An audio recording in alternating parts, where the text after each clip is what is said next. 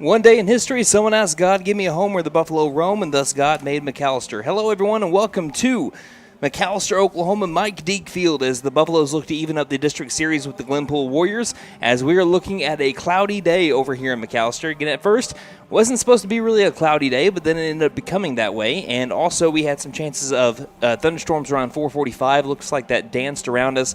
We do have a couple more chances later on today and tomorrow morning, some thunderstorms, but hopefully everything stays away over here at Mike Deak Field, and the Buffaloes can try to even up their district series with the Glenpool Warriors. I'm your voice of the Buffaloes, Brandon Green, bringing you this McAlester baseball matchup alongside my cameraman / color commentator, Austin Sweetwheat. He is going to be chiming in here and there during this district game. The McAlester Buffaloes are once again going to be playing in the game where they have gale force winds. Again, 12-mile-per-hour steady winds, but again, right now, if you're looking over in center field, which we are, I know a lot of people aren't right now, it is blowing out towards left center field, and both the American flag and the McAlester baseball flag right underneath it is trying to come off of the poles. To the right of it, the state of Oklahoma flag.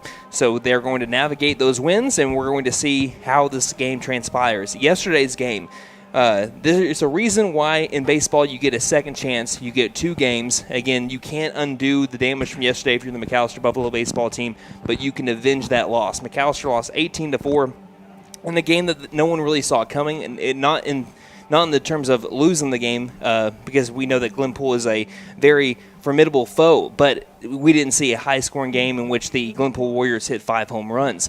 So McAlester has a chance today to be able to make things right, avenge that loss. Again, Glenpool, it wasn't a lot of the McAlester making a lot of mistakes. They had a couple of errors in the game, but the game was already 12-3 at that point, and really most of it yesterday was looking at the Glenpool Warriors doing everything right, and the McAlester Buffaloes, just after their 3-run first inning, wasn't able to get things cooking again. Now, they only struck out 4 times in the 5 innings that they went up to the plate, so they were able to put balls in play, and that resulted in them scoring 3 runs in the first inning, but like we said, 9 out of the next 10 batters after the first inning were retired, and 9 in a row if you're counting a player being thrown out over at second base. So McAlester did some things well yesterday despite the 18-4 loss, and they're looking to carry those over today while getting their bats going, and also while trying to keep the Glenpool Warriors at bay, as they really need to be able to split this district series. McAlester is at 5-2.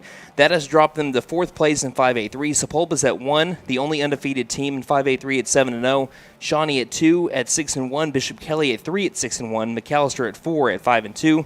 Glenpool is at 5th at 3-4, but they are feeling really good right now, because if they can beat the McAlester Buffaloes today, then they will have swept again McAlester, and they have Midwest City, Will Rogers, and Durant, the bottom half of 5A3 to go.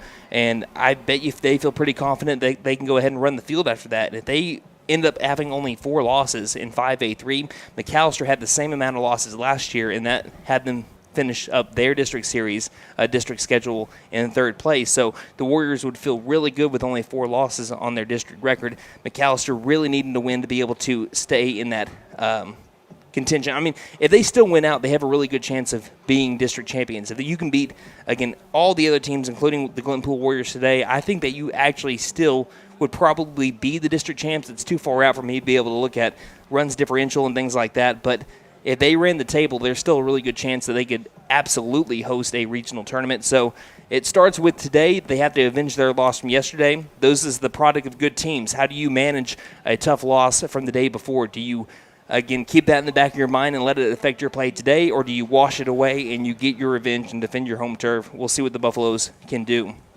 So let's go ahead and let's look at our district lineups. When we were actually the umpires are now making their way onto the field. We are going to take a quick commercial break. We'll keep things right here and look at our starting lineups for the Glenpool Warriors. They're wearing their exact same jersey combination as they did yesterday at home. So they're wearing their blue caps, blue shirts, blue jerseys, and the white pants, same as they did yesterday. Even some of the players here in Glenpool, some of them that ended up hitting their home runs yesterday, they do have some of the dirt marks still over on the white pants. Again, that's a superstitious thing for a lot of baseball players, and I don't blame them one bit. This is what the Glenpool Warriors lineup looks like 1 through 9. Warriors 9-11 on the year, 3-4 in district play. Already have split a couple of key series with some district opponents like with Bishop Kelly and Shawnee. Leading it off, the shortstop, number 3, Bo Hales. Hales at short. Batting second, the catcher, number 22, Aiden Berry. Berry behind home plate. Batting third, the right fielder, number 16, Braden Nelson. Nelson in right field. Batting cleanup, the third baseman, number 18, Bo Gilbert. Gilbert at the hot corner. Batting fifth, the center fielder, number 17, Brandon Brown. Brown in center field. Batting sixth, the first baseman, number 20, Denham Sands. Sands at first base. Batting seventh, the left fielder, number 7, Easton Coleman. Coleman in left field. Batting eighth, the second baseman, number 8, Zach Treat. Treat at second, and batting ninth and rounding out the starting 9 for the Warriors, the pitcher, number 10, Braden Cook. Cook on the mound. The Warriors led by head coach Greg Harmon. Speaking of which, Harmon is currently speaking with head coach Justin Mullins at home plate right now, with the wind still blowing pretty hard out over to left field. The McAlester Buffaloes 10-7 on the year, 5-2 in district play. 1 through 9 looks like this as they're wearing their home pinstripe uniforms with their black caps and gold bills interlocking gold MB on the front. 1 through 9, center fielder number 10, Ethan Watkins leading things off. Watkins in center. Batting second, the shortstop number 15, Seth Sam. Sam at short. Batting third, the pitcher number 2, Caden Lesnow. Lesnow on the mound. Batting cleanup, the catcher number 7, Ethan Gillespie. Gillespie behind home plate. Batting fifth, the first baseman, number 8, Braden Phillips. Phillips playing first. Batting sixth, the third baseman, number 6, Gannon Mullins at the hot corner. Mullins. Batting seventh, the right fielder, number 11, Gunnar Hodgel. Hodgel in right field. Batting eighth, playing second base, number 1, Spencer Stinchcomb. Stinchcomb at second. And batting ninth and rounding out the starting 9 for the Buffaloes, the designated hitter, number 13, Tyler Phillips. Phillips, the DH for the left fielder, number 3, Jackson Lowerman. Lowerman in left field. The Buffaloes led by head coach Justin Mullins. We'll take a quick commercial break, have our national anthem. When we return, you're listening to McAlester Baseball on KNED.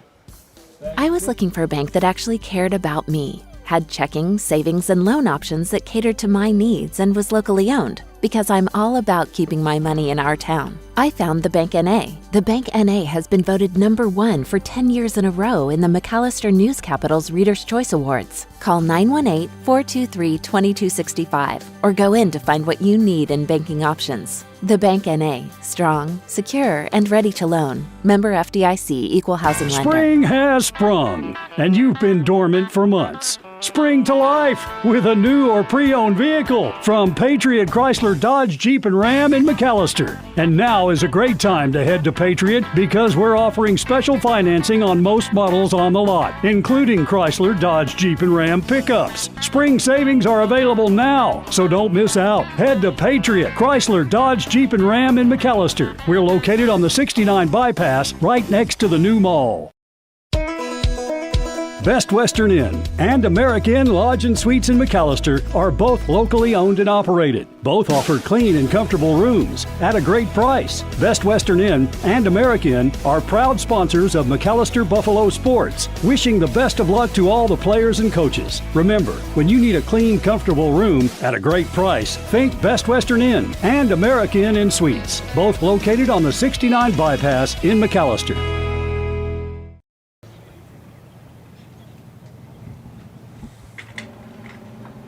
Welcome back to McAlester, Oklahoma. Looks like they're beginning the national anthem as we speak. Let's send things down to the field for the playing of our national anthem.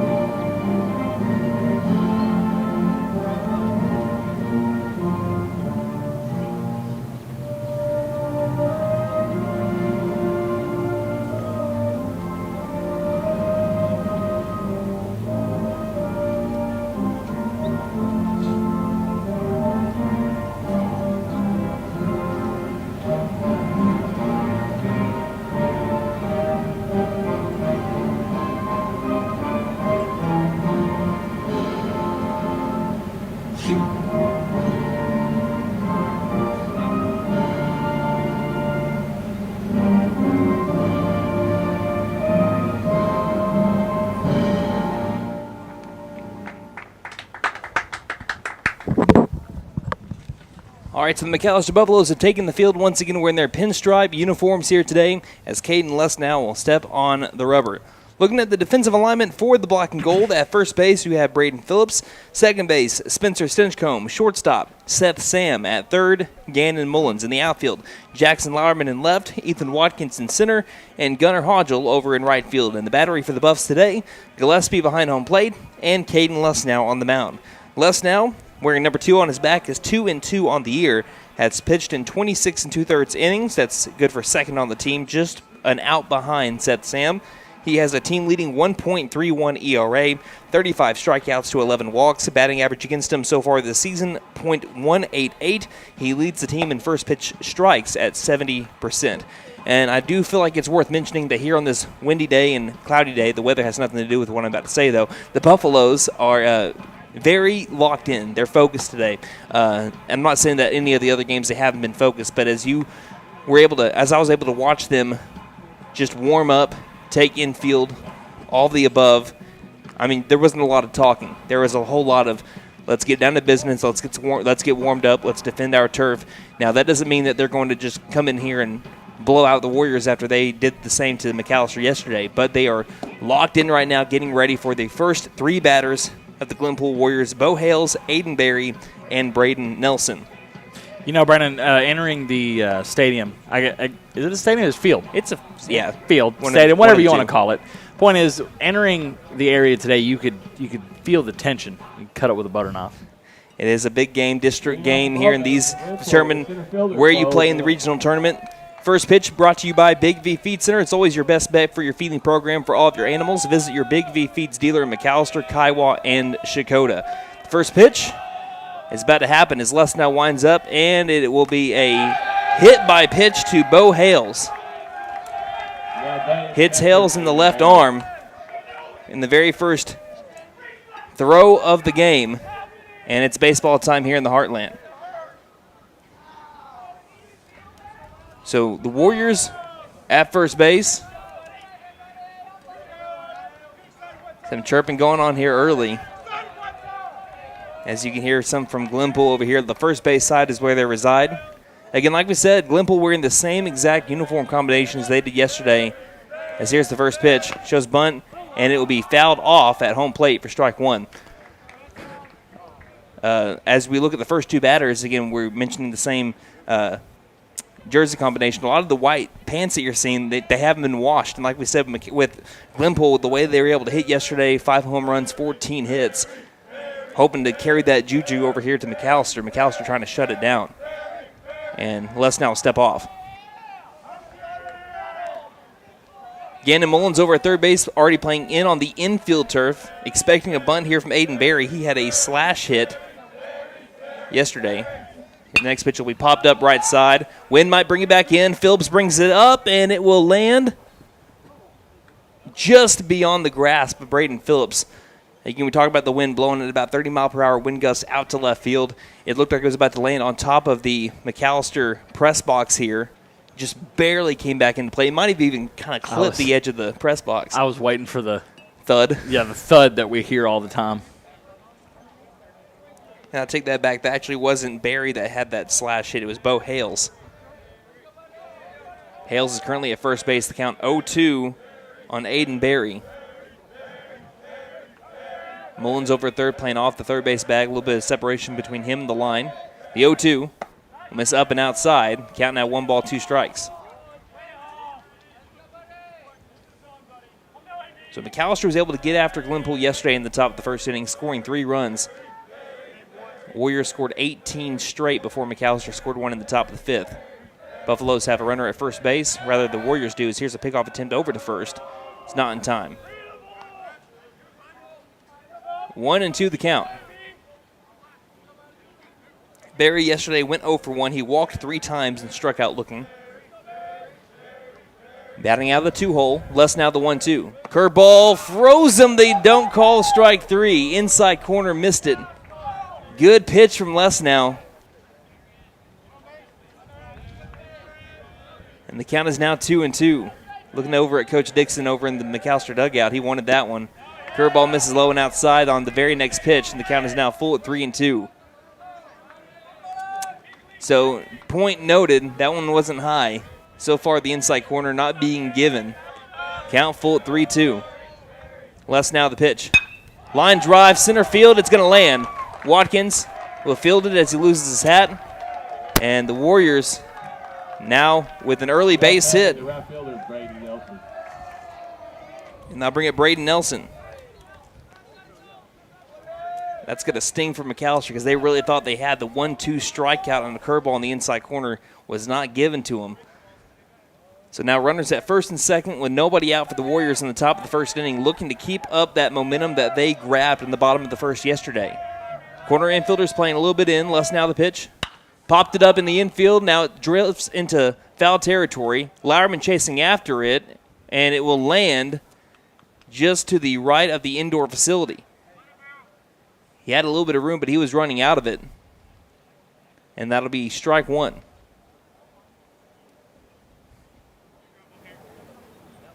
No balls, one strike here to Braden Nelson. He went 1 for 2 with 3 RBIs. Struck out swinging in his first at bat. RBI sac fly, RBI walk, RBI triple.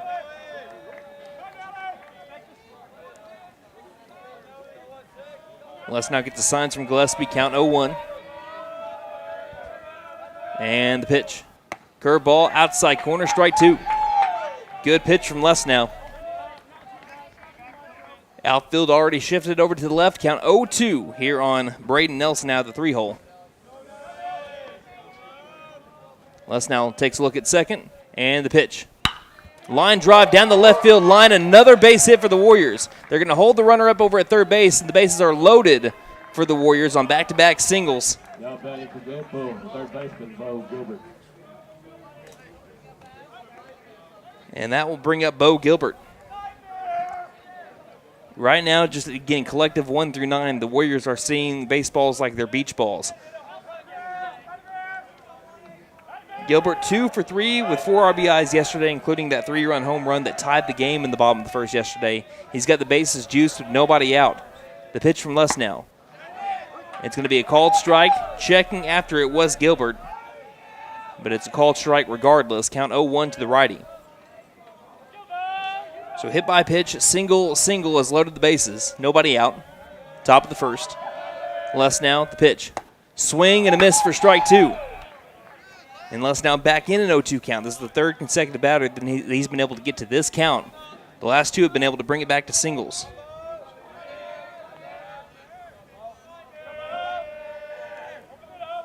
Les now, the pitch. Swing and a miss for strike 3. Big strikeout from Caden Les now as he sits Gilbert down on 3 pitches, and that'll bring up Brandon Brown. Brown had another good day. He went 3 for 4 with an RBI single in his second at bat. Time he was retired was a fly out to second base. So still 0-0 after the big K from Les now. 1 down, top of the first inning. A runner at every bag. Les now, the pitch. Swing to miss for strike 1. So Les now getting into his groove. Outfield playing deep over in center field and left field with the wind blowing out that way. The 0-1 pitch.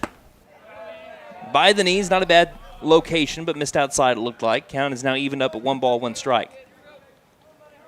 McAlester trying to work out of early trouble here. Let's now come set. The 1-1. Curveball, swing and a miss for strike 2. Count now 1-2 here to Brandon Brown. Denham Sands is on deck. He hit 2 home runs yesterday for the Warriors. Les now, the 1-2.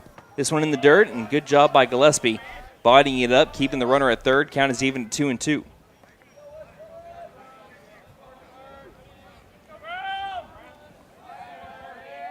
Wide stance over at the plate for Brandon Brown, slightly open. That right foot all the way back on that back line. Count 2-2. Les now. The pitch. Fouled off on top of the plate and slow rolling over towards the McAlester dugout at third base. So we'll do it again at 2-2.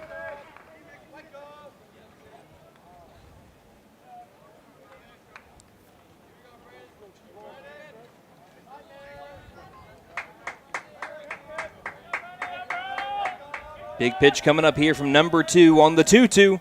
Popped it up right side. Wind's not going to bring that one back in, though, as this one will float its way on into the parking lot. Count still 2-2 on a good at-bat here from Brandon Brown. 2 of his hits were able to go straight up the middle.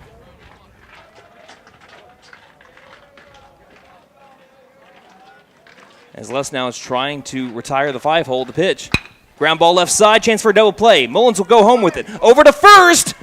That's a double play. Phillips bodies it up at first, and the Buffaloes, with the bases loaded for the Glenpool Warriors, escape it with a strikeout and then the good old 5-2-3 double play. The Buffaloes leave them stranded and head to the bottom of the first looking for blood. 0-0 is the score here on KNED. Hey guys, it's Sam from Sam Wampler's Freedom Ford here in McAlester, and it is Truck Month, and I am so pumped. We haven't had a Truck Month in over 2 years because we just didn't have any trucks. But for this Truck Month, we have specially marked F-150s with 0% for 48 months or 0.9 for 60 on all 22 model F-150s or 3.9% on 23 model F-150s, plus a great selection of used. So come see us while supplies last at Sam Wampler's Freedom Ford in beautiful McAlester, and let us make it happen for you. Tire and Auto says come meet our new owner, Dylan Hackler. We're a Michelin dealer and we're stocked up with Cooper, Toyo, Hankook, and Max's Buckshot Mutters and Farm and ATV tires. Tire light on? We can fill your tires with nitrogen. We do brakes, alignments, struts, and oil changes too. You'll appreciate our fast, friendly service. All work's guaranteed and estimates are free. OK Tire and Auto, 801 North 1st, McAlester. Call 918-423-2121. Good luck, Buffs. Have a great season. Everyone knows gas and water don't mix, but these April showers are rain and gas cards. Purchase any vehicle in the month of April and receive a $1,000 gas card. What did I hear you girls talking about? It was Maddie's idea, but what better way to show our customers our appreciation than to give them a $1,000 gas card? I always knew I was the smartest. Don't forget to tell them Maddie sent ya. Benton Nissan is your best deal dealer. Learn more at bentonnissan.com. For more than 50 years, First Realty has helped the residents of McAlester and the surrounding area with their real estate needs. Whether residential or commercial, First Realty will guide you through the process of buying or selling your home or business. You can view our property inventory online at first-realty.net. And if you're into pickleball, the Pickle Palace is open. For membership information, call 918-424-3720 or go to picklepalaceok.com. So the Buffaloes, after getting in early trouble in the top of the first, loading up the bases with nobody out, Caden Less now works out of it with a strikeout and a little help from his friends. It was a good piece from Brandon Brown down the third base line, but an excellent backhand by the third baseman Mullins. Fired home for one. The throw was low over to first, but Braden Phillips bodies it up and gets the out for 2 and 3 to get out of the top of the first unscathed. So the bottom of the first coming up for the Buffaloes. Let's look at the defensive alignment for the Warriors. You have Sands at first, Treat at second, Hales at short, Gilbert at third, Coleman in left, Brown in center, Nelson in right, and the battery for the Warriors today. Aiden Berry behind home plate, and Braden Cook on the mound for the Warriors, a right-handed pitcher for the blue and white. Buffaloes have the 1-2-3 batters coming up. The center fielder, number 10, Ethan Watkins, shortstop, number 15, Seth Sam, and the pitcher, number 2, Caden Lesnow. McAlester was able to get 3 hits in the first inning yesterday over in Glenpool. They only had 2 more the rest of the way. Center fielder, Mr. Ethan Watkins. But they're hoping to have a similar start to the game offensively that they did yesterday to get an early lead for the Buffaloes here in the home half of the first. Watkins went over 1 but reached base safely twice with a hit by pitch and a walk. As Cook will come set, here's the first pitch. Going to foul this one straight back, and that'll be strike 1. A little out in front of that pitch is Watkins. And again, the count 0-1. Looking at Watkins, something that we should recognize. He is batting .275, but a .492 on base percentage. As the 0-1 is going to hit him right above the belt, and you can kind of hear the thud from that baseball. And just like he had to start off the game yesterday, he is hit by a pitch here, and still it will ring true throughout this game. He has reached base safely in every game so far this year, Ethan Watkins. That is why he's the leadoff man, plus he brings plenty of speed. 22 stolen bases leads the way for Ethan Watkins. And that's not including reach by errors for Watkins. He has reached base safely either via hit, home run, or a walk hit by pitch so far this year. First pitch to Sam will be fouled straight back, and that'll be strike 1. Sam yesterday led the team in hits, went 2 for 3 with 2 RBIs, including an RBI double and an RBI single back in the top of the 5th inning yesterday.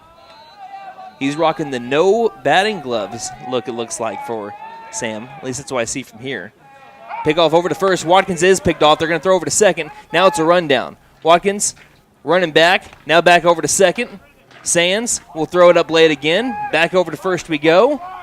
They'll throw late. The slide. He's safe. Watkins gets out of the pickle. He was hung out to dry. They had him picked off over at first. And Watkins, that's a good old-fashioned game of tag there. Ethan Watkins, and he's a pro. Count is 0-1. So we'll see if he actually steals on this very next pitch after doing all that running. He was going to steal on that last one. He's still got a good lead. They'll throw back over to first. He'll slide in safely. So they have picked off over to him now 3 times, I believe. Sam waiting for his second pitch. Cook will deliver the 0-1. This one will cross the letters, and that'll be strike 2. Sam down in the count 0-2 to Braden Cook. Still a good lead by Watkins. Getting antsy. The 0-2 pitch, he takes off for second. This one's going to be a high fly ball towards deep right center field. Still going back is the center fielder, and making the catch on the run will be Brown as Watkins has to make his way back on over to first base. So it was a good piece by Seth Sam all the way towards the warning track, but hauling it down is Brown in center field. And that brings up Caden Lutz now. As we're starting to have trash flow onto the field like it's tumbleweeds over here. Home plate umpire sees that. Credit to him. He saw it come out onto the field. He decides to grab it and gives it to the Glenpool dugout to throw away in the trash. We had a game similar to this. I don't know if it was last week or the week before, but we started to have some trash that floated onto the field, and we just played around it. 1 down in the bottom of the first inning. No score between the Buffs and the Warriors. Runner at first for McAlester. And the pitch to Les now is going to be swung out in front of it on the off-speed pitch from Cook. And the count is 0-1. Pretty good crowd here at Mike Deak Field on this Tuesday.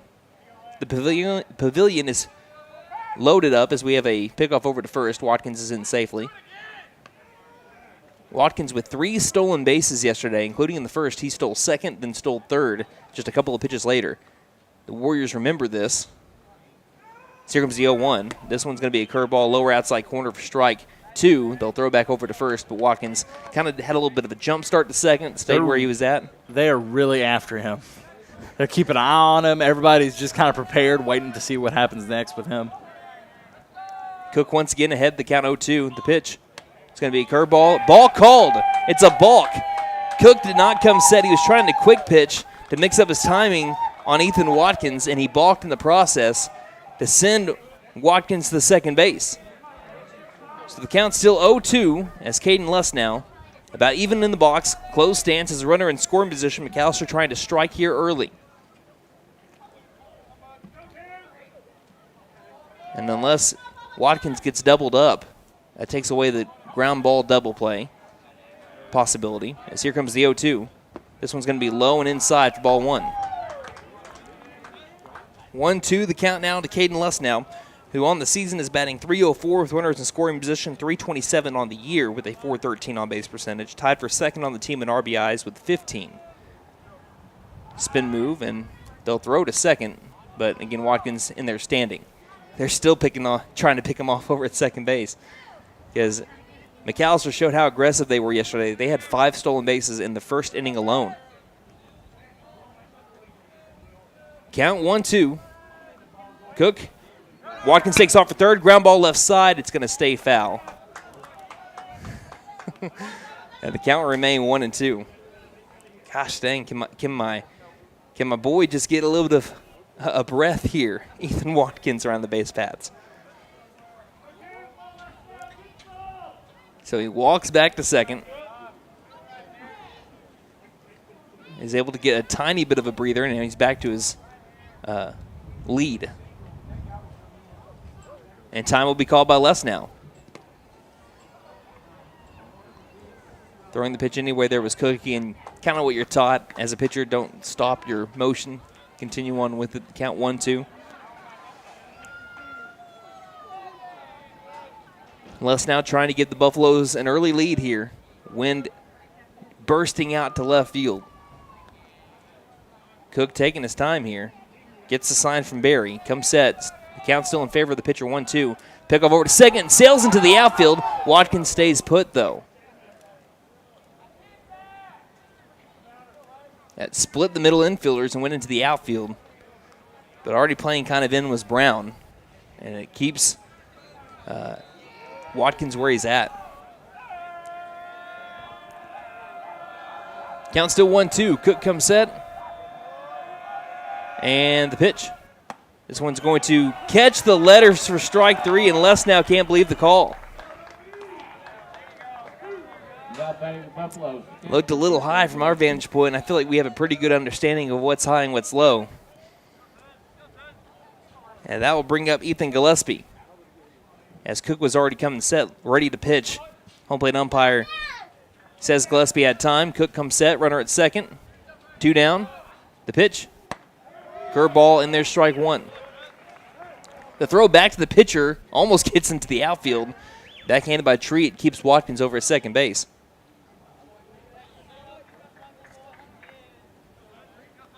The Buffaloes right now are tied up 0-1 the count to Gillespie. Here's the pitch low for ball 1.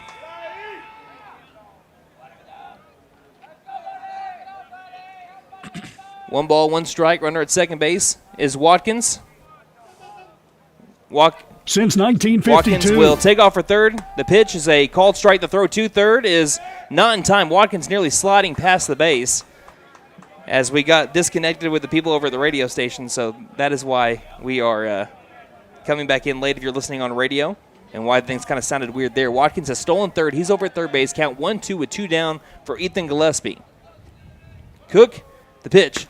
Fastball low outside. The home plate umpire thought about ringing him up. Called it low, and that is the correct call because you can't give the high strike to Les now, and then the low strike to Gillespie. 2-2 the count. Cook, the pitch. Fouling it off at the plate is Gillespie, and we'll do it again. Gillespie batting .523 on the year, 29 RBIs, looking for 30. He's also on a 6-game hit streak, batting .625 during that time. The 2-2 from Cook.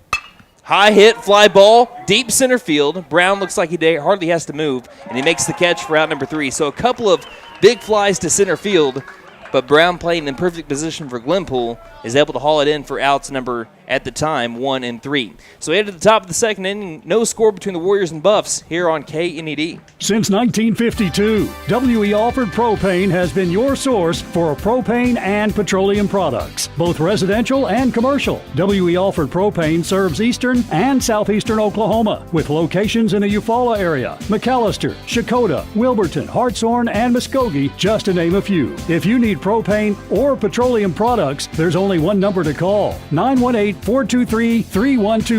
Call today. W.E. Alford Propane, serving the area for 70 years.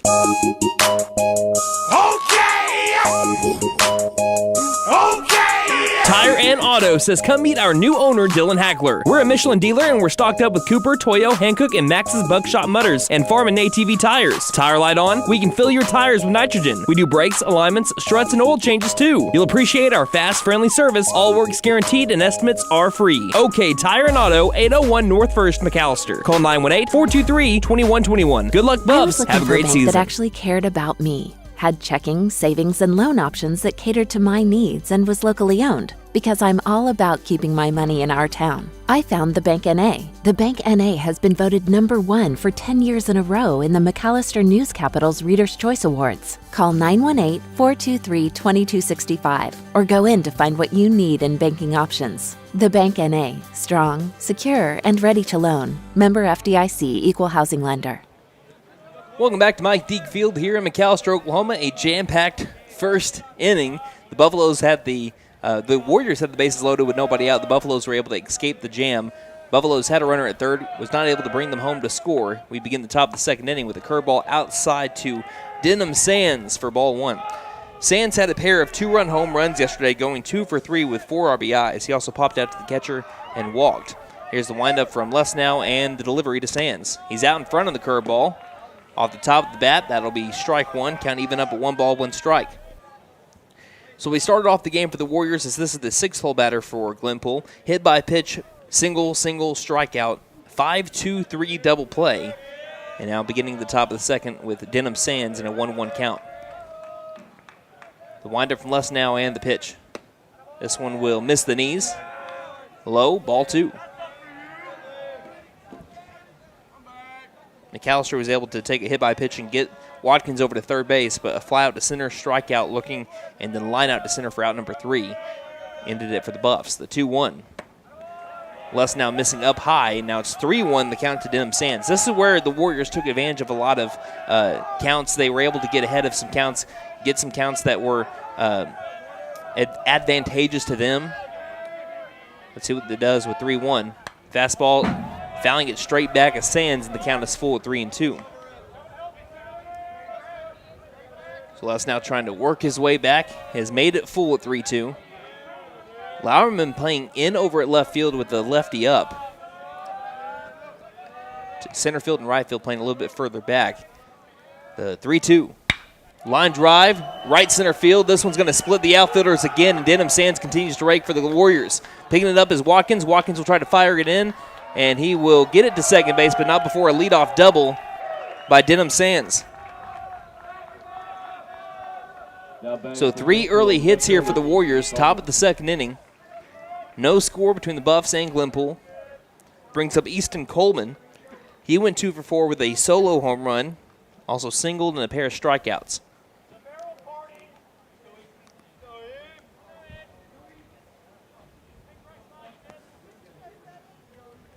Runner at second is Sands. Decent lead. Lesnow the pitch. Fastball misses the letters for ball 1. I will say that's around the same height that Lesnow struck out on looking. Count is 1-0. Lesnow. High hit, fly ball. Coleman, deep left center field. Towards the warning track, towards the wall, off the top of the wall. Sands will round third. And it looks like it's going to be an early run here for the Warriors as Coleman nearly hit a 2-run bomb. And that makes it 1-0 Glenpool. Brings up the second baseman, number 8, Zach Treat.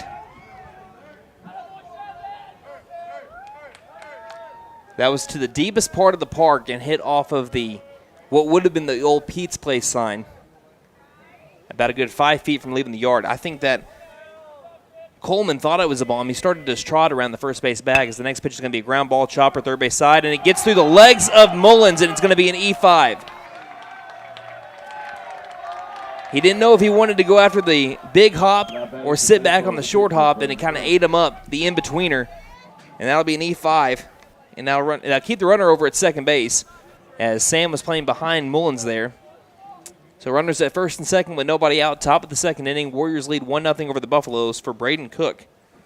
Cook went 2 for 2 with an RBI. He doubled, walked, and had that RBI single. We're going to have a quick mound visit between the infield and Coach Dixon. We'll take a break and be right back here on KNED. Spring has sprung, and you've been dormant for months. Spring to life with a new or pre-owned vehicle from Patriot Chrysler Dodge Jeep and Ram in McAlester. And now is a great time to head to Patriot because we're offering special financing on most models on the lot, including Chrysler Dodge Jeep and Ram pickups. Spring savings are available now, so don't miss out. Head to Patriot Chrysler Dodge Jeep and Ram in McAlester. We're located on the 69 bypass right next to the new mall.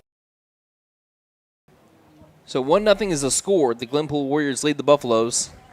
They've already started off what could be a big inning if the Buffaloes don't get it back under control. Again, they were able to keep the Warriors off of the scoreboard after they had the bases loaded and nobody out. We're back to the 9-1-2 batters now for the Warriors. They have runners at first and second. Showing bunt is Cook. Here's the pitch. Tries to slash it right in front of Lesnow. Waits, throws over to first. In time for out number 1. Now a runner's caught to dry. Tag him. He's out for out number 2. That's a double play. I do not know what number 8 Zach Treat was doing, but he was making his way back over to first base. I think that he thought it was a foul ball, and he was coming back over to first. It'll be a double play that's going to be scored, a 1-3 double play. The runner advances over to third, and the Warriors just give McAlester a gift in Bo Hales to come up to the plate. 1-0 the score, top of the second inning. And time will be called right before Les now can begin his windup. He thought it was a foul ball, and he was just trotting back over to first. Phillips tagged him out, thankfully, as this one is going to be a fastball that bounces into the catcher Gillespie for ball 1.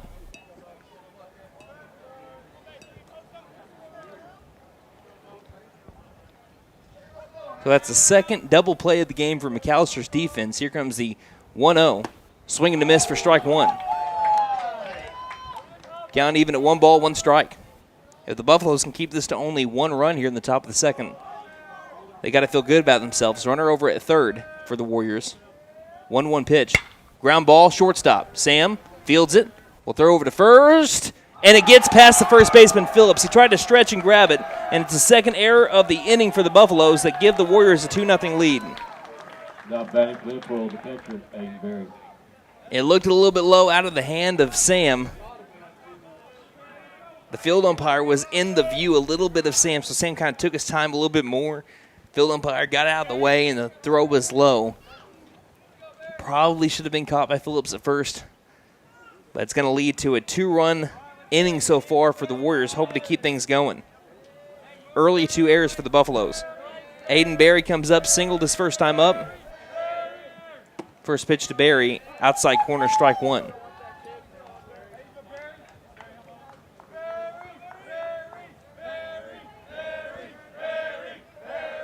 Les now. Runner way off of second base. Here's the pitch. Time called at the plate.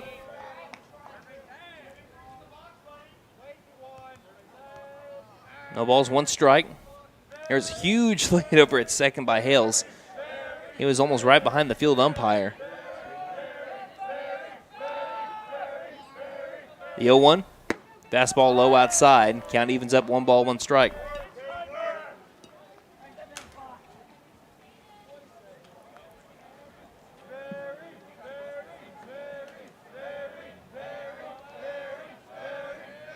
Les now. Big lead at second. The 1-1. Swing and a miss on the curveball. Reaching after it was Berry. And the count moves to 1-2. Now the Buffaloes just trying to keep it at a 2-run deficit. They'll have the 5, 6, 7 hole batters coming up for McAlester. The 1-2. Curveball. Finding it off late was Berry. Fouled back to keep the count at 1-2. The Warriors have not been an easy team to strike out. McAlester was able to strike out the Warriors 4 times yesterday. They've only struck out once through the first 10 batters. 1-2. Gillespie bodies it up. Count moves to even at 2-2. The ultimate deuce is wild. 22 at the plate, 2 balls, 2 strikes, 2 outs, 2-0 score with the runner at second. And the home plate umpire is going to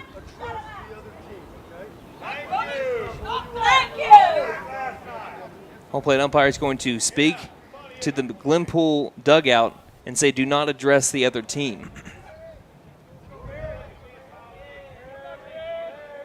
Count is 2-2. Big lead at second. Hale's hopping around. Here's the 2-2 pitch. Line drive, left center field. It's going to score another run. Splitting the outfielders and rolling over towards Watkins, who can't field it correctly. It's not going to go down as an error, though. He's not taking an extra base off that. It's going to be an RBI double by Aiden Berry. And it's 3-0 Glenpool. Now batting the right fielder, Braden Nelson. That brings up the right fielder, number 16, Braden Nelson.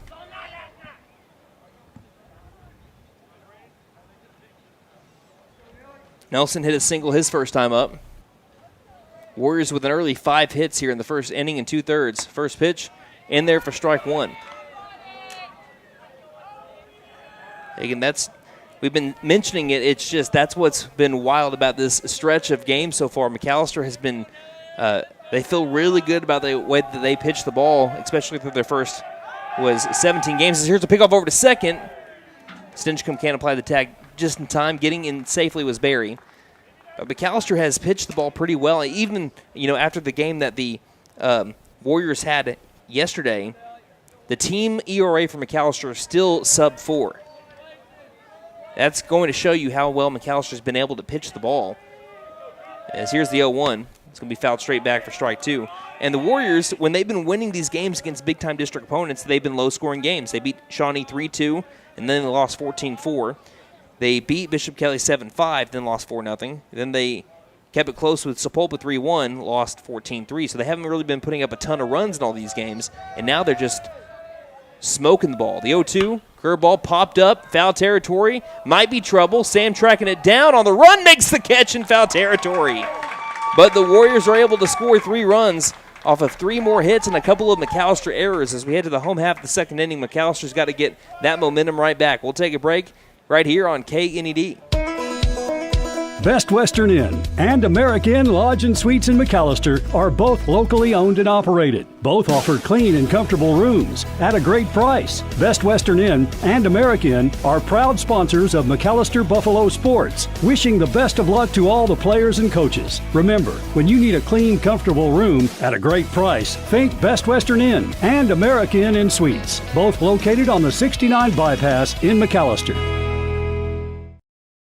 Hey guys, it's Sam from Sam Wampler's Freedom Ford here in McAlester, and it is Truck Month, and I am so pumped. We haven't had a Truck Month in over 2 years because we just didn't have any trucks. But for this Truck Month, we have specially marked F-150s with 0% for 48 months or 0.9 for 60 on all 22 model F-150s or 3.9% on 23 model F-150s, plus a great selection of used. So come see us while supplies last at Sam Wampler's Freedom Ford in beautiful McAlester, and let us make it happen for you.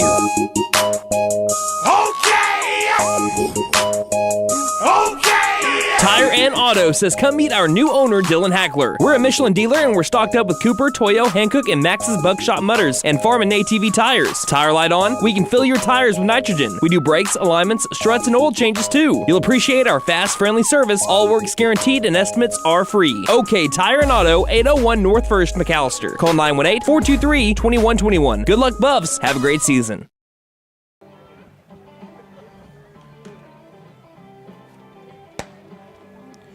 So the Warriors were able to put 3 runs on the board in the top of the second inning off of 3 hits and 2 McAlester errors.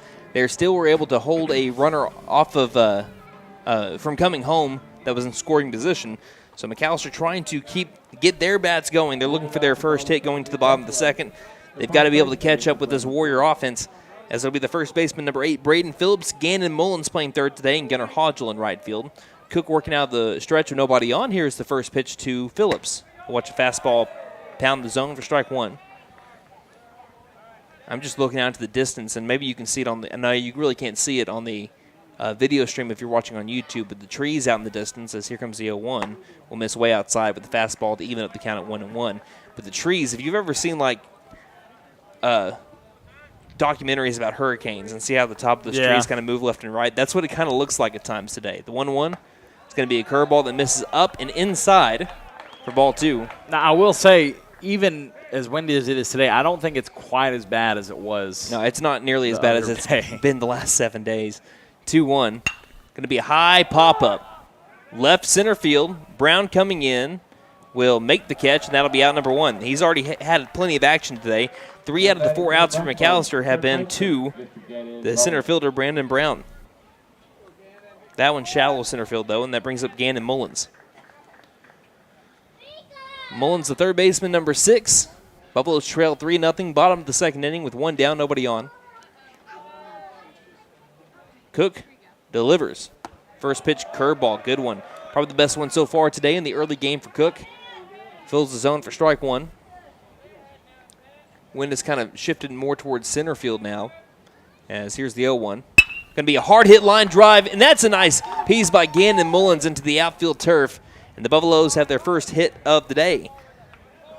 And that brings up the right fielder, number 11, Gunnar Hodgel. So the Buffaloes are hoping that hits are contagious here in the bottom of the second. I don't think I've ever told you, I always enjoyed the microphone that we have down there by the Because we've played a game without it before, and it sounds so weird to have no ting off the bat. Yeah, it sounds like I'm making everything up. You're just sitting in a closet somewhere. Yeah, he definitely hit a home run there. Just whatever you see off of my PlayStation, that's what's happening. Runner over at first is Gandon Mullins. The pitch to Hodgel is going to be swung on and missed on a ball down the turf for strike one. Hodgel is a very aggressive hitter. He is the only batter in the lineup that is plus 50% on first pitch swinging. So that means 54% of the time he's swinging on the first pitch. But it's helped out for him so far. 333 batting average, 431 on base percentage, as we have a pickoff over to first. Mullins in safely. And he's also been able to hit 429 with runners in scoring, with a tied for second on the team, 15 RBIs. 3-0, Warriors lead the Buffs. Bottom of the second inning, one down, runner at first. Pitch from Cook. Going to be another line drive left field. This one will be straight to the left fielder, Coleman, though, and that'll be out number 2. Just unlucky there for Hodgel. And that brings up Spencer Stinchcomb. That's the third time today that McAlester has been able to just get barrel on the ball. But unlike the Warriors, where it seems to always find the outfield turf here in the series, it has been going straight over to fielders. They've just been in the right position. First pitch to Stinchcomb goes over his head, and that'll be ball 1. So runner at first with 2 down, bottom of the second inning. Buffs trail 3-0. Cook looks over at first and comes set. And the pitch going to be fouled straight back, and that'll be strike 1. Count even up at 1 ball, 1 strike here on Spencer Stinchcomb. With the tiniest little tink. You're just our audio analyzer, aren't you? Yeah, I'll be the audio analyzer. Hey, can I put that on my resume? Like a senior board op and all that? Audio analyzer sounds way better than, hey, I'm just listening for the ping of the bat. Count even at 1-1. Mullins at first. Still decent lead. Here's the 1-1. Going to be a chopper left side. It's going to eat up the third baseman and get into the outfield. And that will allow Stinchcomb to reach first. And the Buffaloes have a runner in scoring position. It's going to go down as an E5 on the scoreboard. And that'll bring up the designated hitter, number 13, Tyler Phillips. Phillips has just been in a tad bit of a rut here in the last few games, but he can erase it all with a big hit. And dare I say, if he could get a hit here, would probably be the biggest one so far for McAlester this season, considering the district series. The first pitch to him is going to be a pop-up. Shallow left field, shortstop gets underneath it, hails, and he will make the catch for out number 3. So the Buffaloes are able to get runners at first and second, but they can't drive them home as we head to the top of the third. Warriors lead McAlester 3-0 here on KNED. Everyone knows gas and water don't mix, but these April showers are rain and gas cards. Purchase any vehicle in the month of April and receive a $1,000 gas card. What did I hear you girls talking about? It was Maddie's idea, but what better way to show our customers our appreciation than to give them a $1,000 gas card? I always knew I was the smartest. Don't forget to tell them Maddie sent ya. Benton Nissan is your best deal dealer. Learn more at bentonnissan.com. For more than 50 years, First Realty has helped the residents of McAlester and the surrounding area with their real estate needs. Whether residential or commercial, First Realty will guide you through the process of buying or selling your home or business. You can view our property inventory online at first-realty.net. And if you're into pickleball, the Pickle Palace is open. For membership information, call 918-424-3720 or go to picklepalaceok.com. Since 1952, W.E. Alford Propane has been your source for propane and petroleum products, both residential and commercial. W.E. Alford Propane serves eastern and southeastern Oklahoma, with locations in the Eufaula area, McAlester, Shakota, Wilburton, Hartshorn, and Muskogee, just to name a few. If you need propane or petroleum products, there's only one number to call, 918-423-3121. Call today. W.E. Alford Propane, serving the area for 70 years. We head to the top of the third inning. The Buffaloes trail the Glenpool Warriors 3-0, and it will be the middle of the order up for Glenpool: Bo Gilbert, Brandon Brown, and Denham Sands. Here's the windup in the first pitch from Caden Lesnow. Be a fastball down Broadway, strike 1. Gilbert struck out swinging his last time up, batting out of the cleanup spot. He hit one of the home runs for the Warriors yesterday. Here's the 0-1 pitch. This one's going to miss down low and outside for ball 1. Count even up, 1 ball, 1 strike. But looking at the Warriors, and again, already has 5 hits through 2 innings so far. As the 1-1 from Lesnow. It's going to be a chopper at the third base side. Hopping for it as Mullins turns around, fires over to first. On the hop, great play by Gannon Mullins for out number 1. He knew that he didn't have a lot of time to be able to turn around and throw that ball from third base. As he goes over there and gets it on the hop, jumping while he does so. Turned around and trusted his first baseman Phillips to be able to dig that one out, and that'll be out number 1. Mullins with a couple of great plays from third base so far today, including one against Brandon Brown, and this one's going to be another ground ball towards Mullins, but this time foul for strike 1. The last time that Brandon Brown came up, it was a 5-2-3 double play that got the Buffaloes out of the first inning unscathed, and it was a really hot shot by Brown and an excellent backhand by Mullins, as this next one will miss low for ball 1. 1-1 the count to Brown.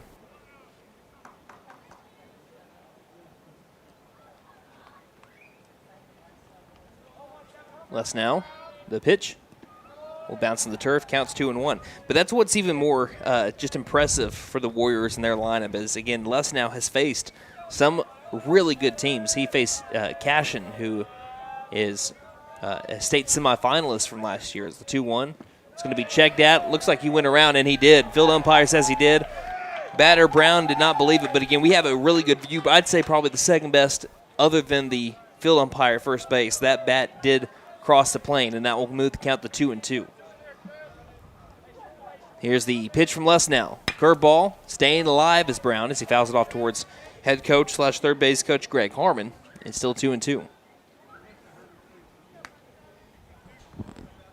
But you've had Sam that's thrown a no-hitter and a one-hitter this year. You've had Lesnow that's faced a lot of tough opponents as well and has kept his ERA sub 1.5 as here comes the 2-2 pitch. This one's going to miss outside, and the count 3-2. But to be able to get all these hits and really everybody, 1 through 9, has been a danger.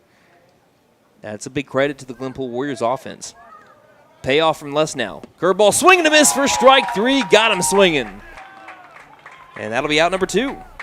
Strikeout number 2 on the day for number 2. As he's up to 37 on the year, brings up Denham Sands. Sands hit a double to right center field. His first time up.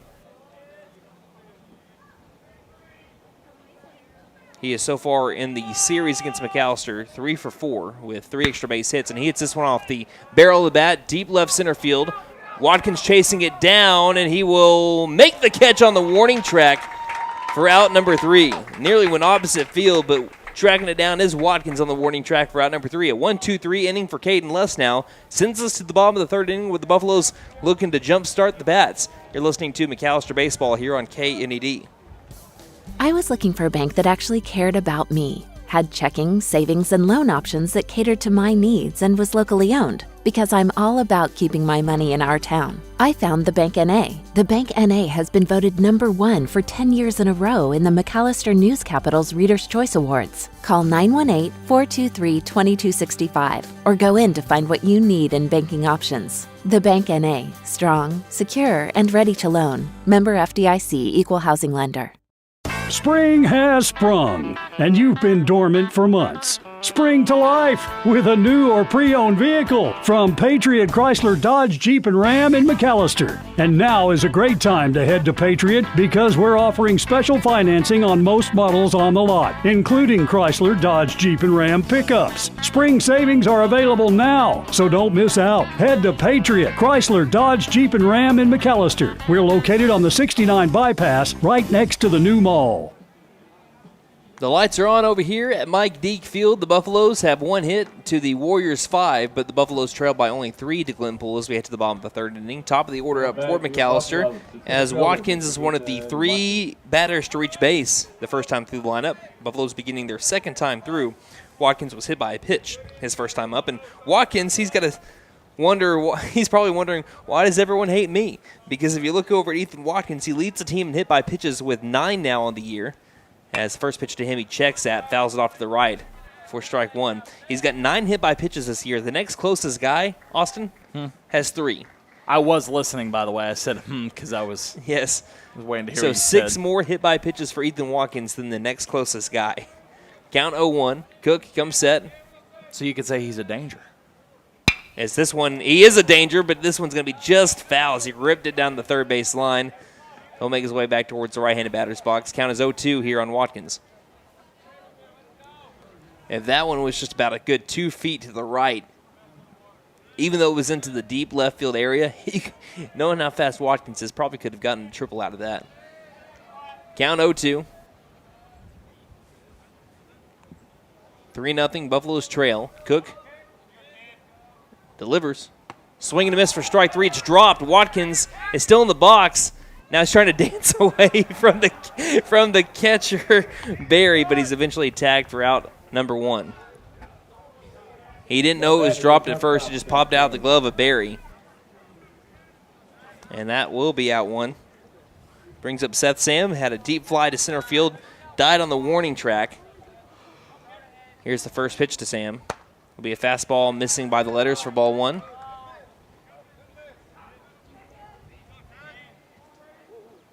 Buffalo's offense looking for something just to jumpstart them.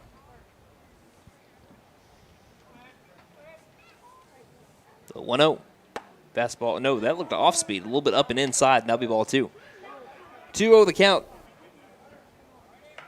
Gannon Mullins with the only hit for McAlester. Like we said, Watkins reached by hit by pitch, and then we had an E5. And after that ball, we're going to be having a mound visit here.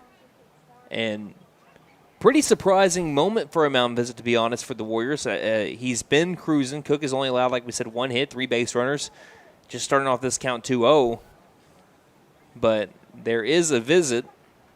We'd like to thank our sponsors during this time: the Bank & A, Patriot Chrysler Dodge Jeep and Ram, Best Western American, Freedom Ford, OK Tire and Auto, Fenton Nissan, First Realty, and WE All for Propane. That's another thing that's pretty interesting. I hope that Cook's okay. I hope that he's not hurt. That's the only thing that is kind of weird here about this mound visit, is that it comes in a weird moment. He just came off a strikeout and then 2 straight balls. Like we said, has been able to retire a bunch of batters here early. And it's a long mound visit, too. The home plate umpire is with one of the Glenpool coaches and the pitcher and the catcher.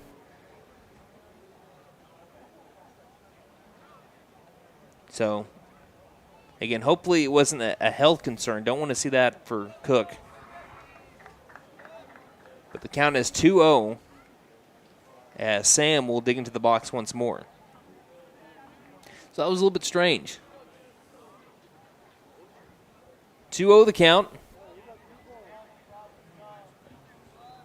Wind has died down a little bit here. Still trying to blow out strong to left center field, but a little bit more now in long bursts. The 2-0 going to be popped up once again. Shallow left field. Hale still backpedaling. It's going to hit off his glove. Going to second will be Sam sliding in safely. This will go down as an E6. So Sam has been able to have 3 or 4 doubles this year. Been aided a little bit by the wind and the sun. This time, since it hit off that glove of Hale's, kept on backpedaling. That's going to go down as an E6. The Buffaloes are again in scoring position. They got to cash in. They've now had a runner in scoring position for 3 consecutive innings. They have not been able to get a big hit with runners in scoring. Can Les now do it and help out his cause? First pitch, pops it up in the infield. Cook calls everybody off. He will make the catch and that'll be out number 2. And that is a huge out there for Braden Cook. Now batting McAlester, the catcher. Brings up Ethan Gillespie. Runner at second, 2 down. McAlester trailing 3-0 in the bottom of the 3rd inning. They've had a runner at third in the 1st inning, runners at 1st and 2nd in the 2nd. Now got a runner over at 2nd here in the 3rd. A lot of numbers I'm throwing out at you, sorry. It's like Goodwill Hunting. The first pitch. Gillespie's going to drive this one deep left center field, carrying towards the warning track. Brown tracking it down and makes the catch in the alleyway for out number 3. Brown has been a human vacuum, and he keeps the Buffaloes off the board once more, and Gillespie's got to be thinking, what more can we do? 3-0 the score as we head to the top of the 4th inning. McAlester trails here on KNED. Best Western Inn and American Lodge and Suites in McAlester are both locally owned and operated. Both offer clean and comfortable rooms at a great price. Best Western Inn and American are proud sponsors of McAlester Buffalo Sports, wishing the best of luck to all the players and coaches. Remember, when you need a clean, comfortable room at a great price, think Best Western Inn and American Inn Suites, both located on the 69 bypass in McAlester. Hey guys, it's Sam from Sam Wampler's Freedom Fort here in McAlester, and it is Truck Month, and I am so pumped. We haven't had a Truck Month in over 2 years because we just didn't have any trucks. But for this Truck Month, we have specially marked F-150s with 0% for 48 months or 0.9 for 60 on all 22 model F-150s or 3.9% on 23 model F-150s, plus a great selection of used. So come see us while supplies last at Sam Wampler's Freedom Fort in beautiful McAlester, and let us make it happen for you.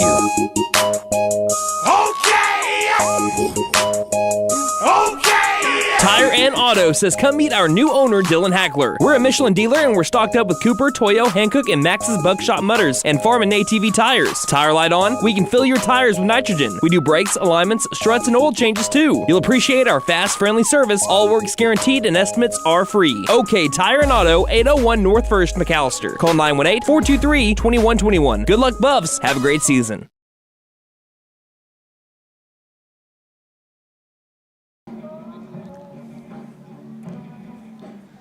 So still the separation for the Buffaloes for the Warriors rather, has been the 3 runs they scored in the top of the second inning.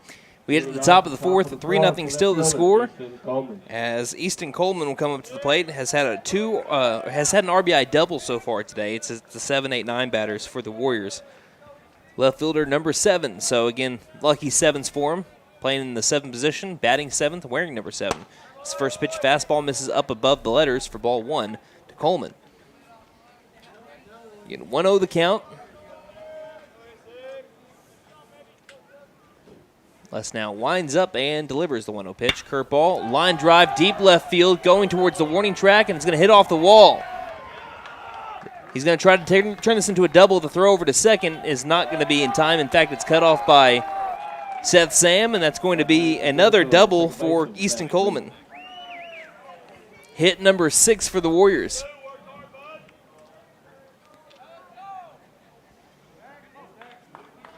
I feel like I'm beating a dead horse when I say this, but I mean it. Other than the Oklahoma Tigers, the Glenpool Warriors, through the first 18 games now that we've seen, has been the best hitting team that we've seen this year. His first pitch right down Broadway for strike 1, and I don't know if it's as much as McAllister's just catching them at the wrong time, or if this is what you can expect from the Warriors game in, game out. The count is 0-1. Runner at second.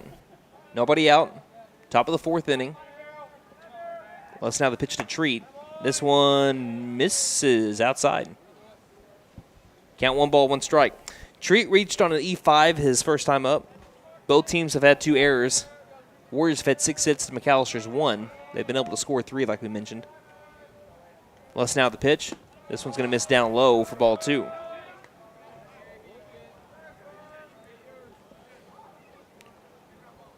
Treat is now the lone Warrior left in the lineup that hasn't had a hit so far against McAllister. He's trying to change that.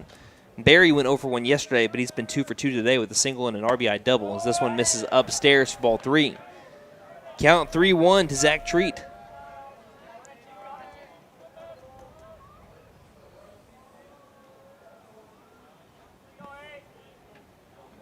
Three and 1 the count, and time will be called by Treat. Can't stress enough how big of a game this is for McAllister, and equally for the Glenpool Warriors, as the count is 3-1. The pitch, swing and a miss for strike 2 as Treat was trying to go yard. Count moves to full at 3 balls, 2 strikes. If the Buffaloes can come back and win, then they keep their loss total right now at only 2 going into the 3 of the top 4 teams from 5A3 from last year. So here's the payoff. Foul back into the glove of Gillespie, who snags it for out number 1 and strike number 3. Now batting the pitcher, and that brings up Braden Cook, who grounded, well, essentially into a double play. It was a little tapper out in front over to Les now. He threw over to first for 1. And then at the time I think think it was Coleman. No, it was Treat. Treat was coming back over to first thinking it was a foul ball, and he was tagged out for a double play. A runner at second with one down. The pitch.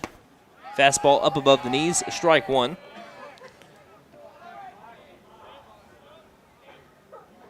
As next week it's – I actually don't know what order McAlester is playing all these other district opponents in. So the 0-1's going to be a softly hit line drive to the right field area. It's going to one-hop over to Hodgel. Hodgel grabs it, throws to second, and just keeps it at a single. And that is another base hit for the Warriors, number 7 on the game, and that's 21 now in the series. So runners at the corners with one down. Brings up the top of the order, Bo Hales. And see, that's what's even, I can't keep on saying that this is even more wild. Warriors last year had a combined 7 hits in the series, and they've had 21, and we are to the top of the 4th inning here. This is only the 8th inning that the Warriors have batted in. They batted in 4 yesterday. They batted in, now this is the top of the 4th inning.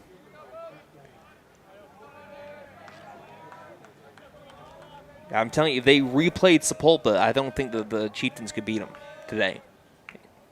Pitch. Going to be off the top of the bat, rolls towards the line. It's going to be a foul ball at the last second. And it could have actually saved a run there, depending on if Phillips was able to grab it and fire home in time. Tailed foul at just the last second, and that is the correct call. I heard some McAlester fans saying what, but that is the correct call. Just to the right of the bag. I'm sure the Warriors wouldn't have minded the run scored, though. 0-1 the count here to Hales. And Les Now will step off.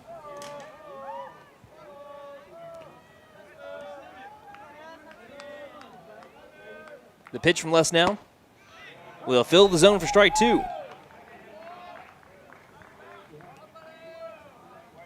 0-2 the count to Hales.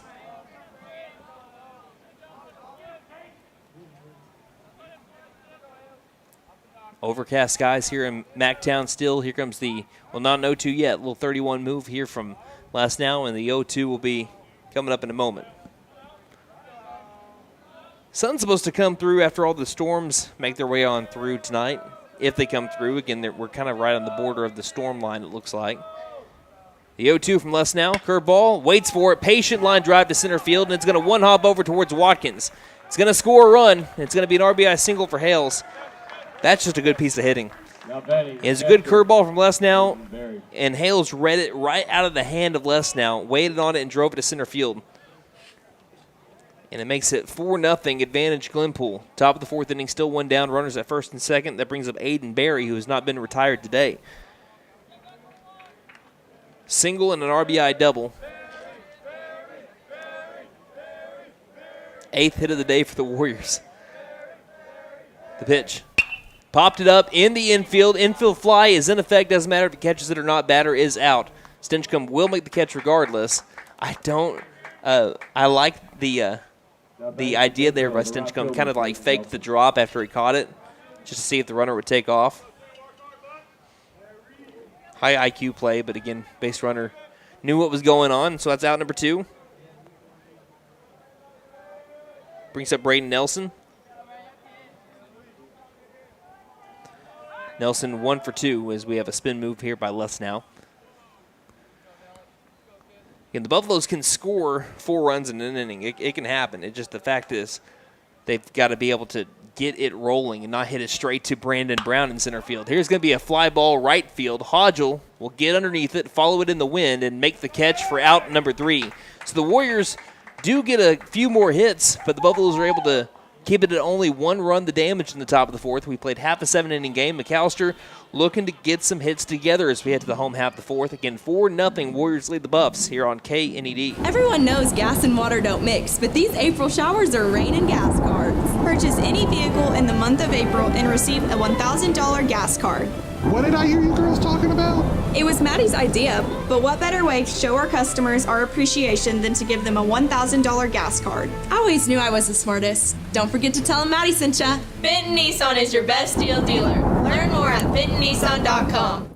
For more than 50 years, First Realty has helped the residents of McAlester and the surrounding area with their real estate needs, whether residential or commercial. First Realty will guide you through the process of buying or selling your home or business. You can view our property inventory online at first-realty.net. And if you're into pickleball, the Pickle Palace is open. For membership information, call 918-424-3720 or go to picklepalaceok.com.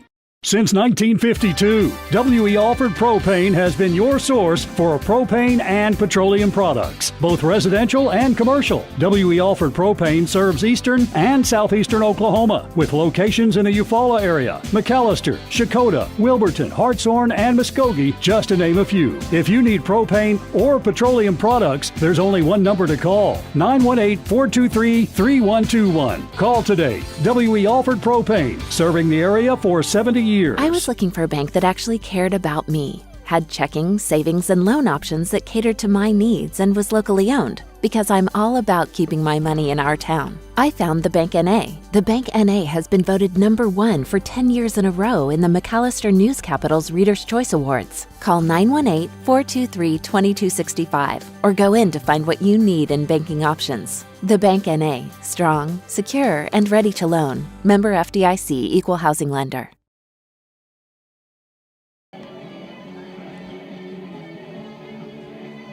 Got Philip Jewell tuning in. Thank you, Philip. Also got Nate Brown tuning in from Norman, Oklahoma. Got us on the TV screen. Philip watching as well. Thank you all for tuning in. And let us know where you're listening from or watching from on Twitter at Buff Sports Radio. Again, let us know, and we'll give you a shout-out the best we could on the air. Buffaloes currently trail 4-0 as we head to the home half of the fourth inning. 3 runs by the Warriors in the second, 1 run by the Warriors in the fourth. They've had 8 hits. The Buffaloes with 1. Looking to change things around here, and hopefully they can be contagious like the cold. And we have a umpire timeout as his mask is malfunctioning.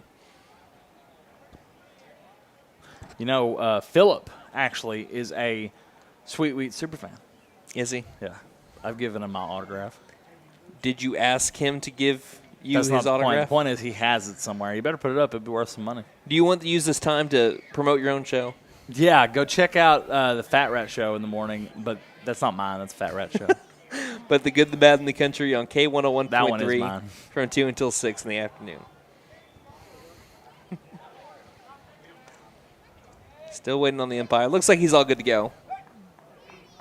About to have the first pitch of the bottom of the fourth inning. McAlester trailing 4-0 to the Glenpool Warriors, who have been possessed by the 1927 Murderers Row Yankees. Here's the first pitch.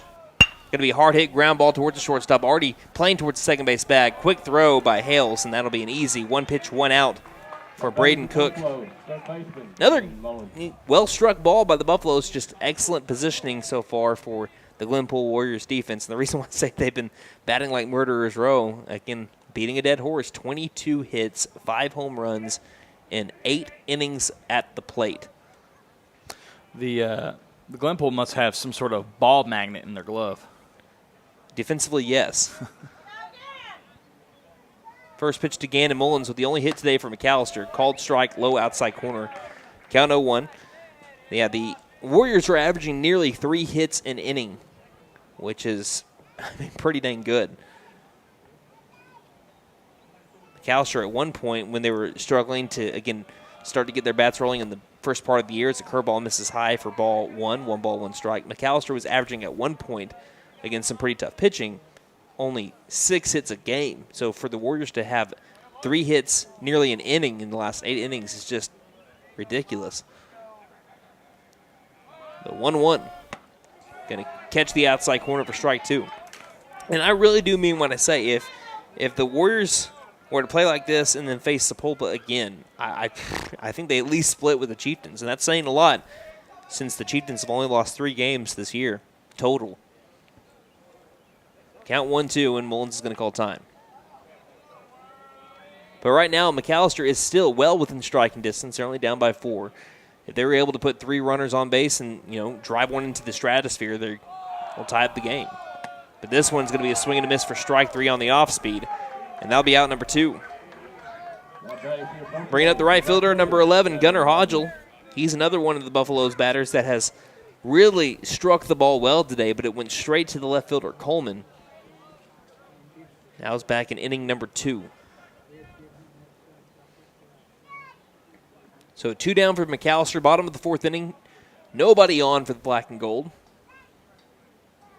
And Cook gets a sign from Barry. And the first pitch. Fouled straight back by Hodgel. Again, Hodgel's been on it. He's been able to, again, strike the ball well in the series so far. He had a 6-3 ground out, reached on an E6 on a hard ground ball that was hit that way, and then hit a hard line drive over to left field. So he could very well, if you just pulled it a little bit more, sat on it a little bit more, could be 3 for 3.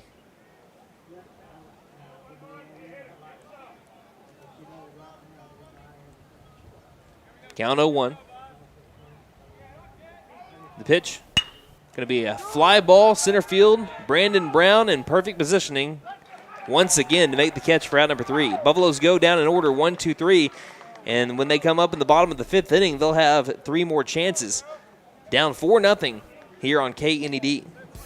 I was looking for a bank that actually cared about me, had checking, savings, and loan options that catered to my needs, and was locally owned. Because I'm all about keeping my money in our town, I found the Bank NA. The Bank NA has been voted number 1 for 10 years in a row in the McAlester News Capital's Reader's Choice Awards. Call 918-423-2265 or go in to find what you need in banking options. The Bank NA, strong, secure, and ready to loan. Spring Member has FDIC, sprung, Equal Housing and Lender. you've been dormant for months. Spring to life with a new or pre-owned vehicle from Patriot Chrysler Dodge Jeep and Ram in McAlester. And now is a great time to head to Patriot because we're offering special financing on most models on the lot, including Chrysler, Dodge, Jeep, and Ram pickups. Spring savings are available now, so don't miss out. Head to Patriot Chrysler Dodge Jeep and Ram in McAlester. We're located on the 69 bypass right next to the new mall.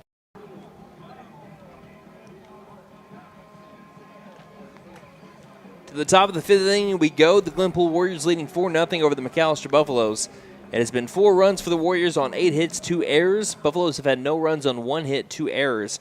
They've been able to get some people on base via those 2 errors and also a couple of free passes. Actually, 1 free pass was the hit by pitch.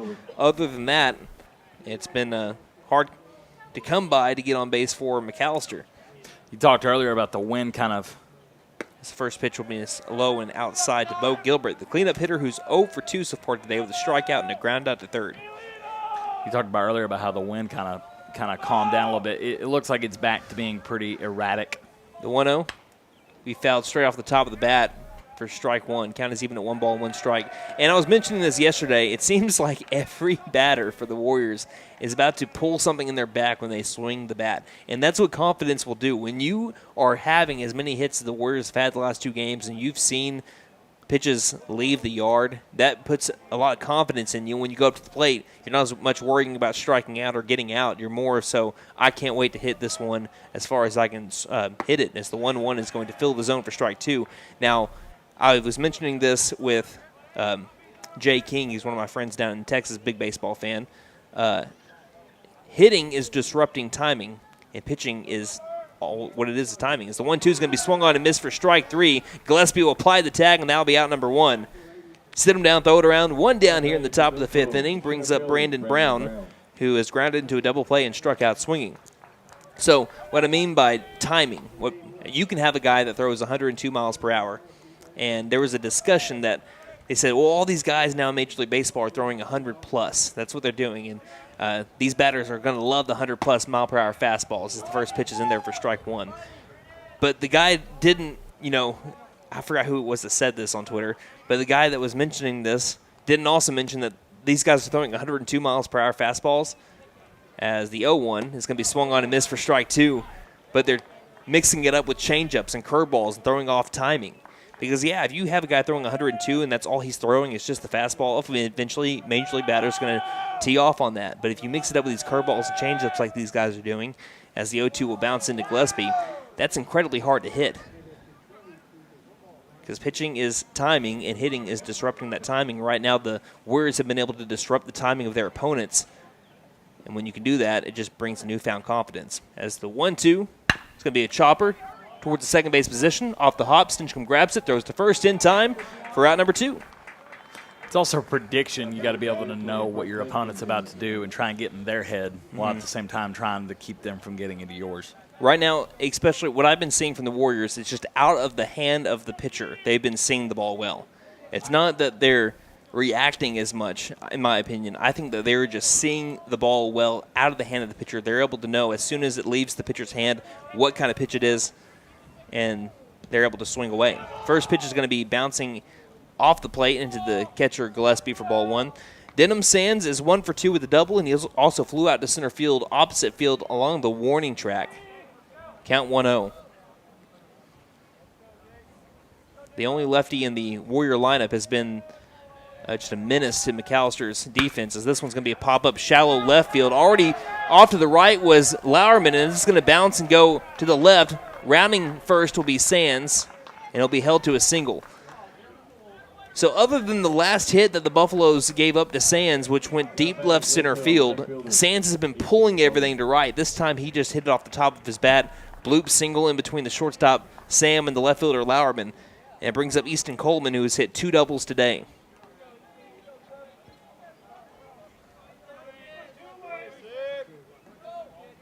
Four 0 Warriors lead the Buffs, top of the 5th inning.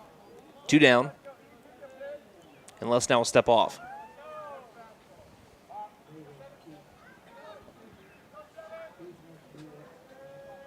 Les now the pitch.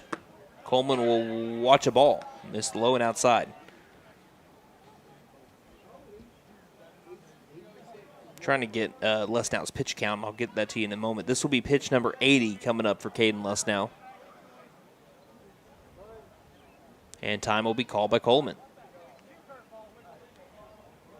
Cooks, on the other hand, has thrown 43 pitches, and 33 of them have been strikes. That means, as we have a next pitch missed down low for ball 2, Cook has been throwing, let's get a percentage on that.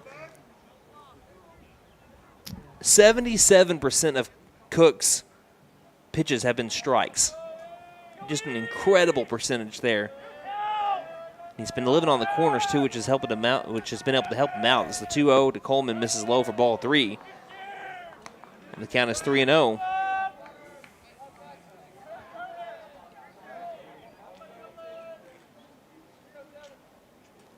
The pitch. This is going to be a 4-pitch walk here to Coleman. Now runners at first and second with 2 down, top of the 5th inning. 4-0 the score. Brings up Zach Treat, who is 0 for 2, who's reached on an E5 and a strikeout on a foul tip, and we're going to have another mound visit. We'll take a break and be right back here on KNED. Best Western Inn and American Lodge and Suites in McAlester are both locally owned and operated. Both offer clean and comfortable rooms at a great price. Best Western Inn and American are proud sponsors of McAlester Buffalo Sports, wishing the best of luck to all the players and coaches. Remember, when you need a clean, comfortable room at a great price, think Best Western Inn and American Inn Suites, both located on the 69 bypass in McAlester. So Coach Dixon of the McAlester Buffalo coaching staff is speaking with not only Lesnow and Gillespie, but the entirety of the infield. Runners are at first and second for the Warriors with 2 down. In the top of the 5th inning, Warriors lead 4-0 over the Buffaloes. Again, you would always want to keep your opponent, if you don't have any runs especially, to a 4-run lead. That is the highest you want it to be. That's your striking distance, is 4 runs.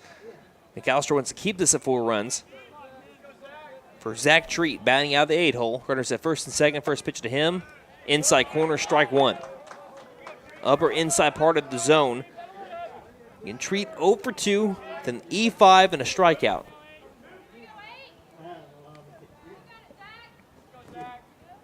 Lesnow looks a second. Looks a second time and delivers the 0-1. Fastball up above the letters for ball 1.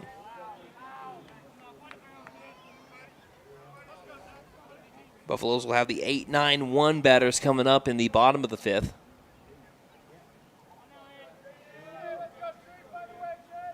A 1-1. This one, right at the letters. It didn't miss high. And that'll move the count to 2-1. They had to miss inside or outside, but that was right at the letters. Again, Les now struck out on that exact same pitch back in the first inning. And time will be called again by a Warrior batter. Treat back into the box, count 2-1. Les now the pitch. This one's going to be bounced into the turf, and it'll be 3-1. The pitch coming up to Zach Treat. Braden Cook on deck in the series has gone 2 for 3. 3-1 the count. The pitch. Fouled straight back, and the count is now full at 3-2. Runners taken off with the pitch.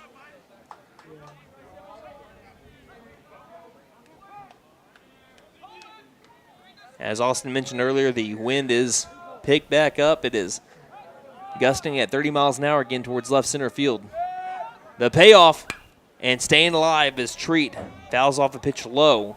If he lets that go, I think it's ball 4. So count is still full at 3-2.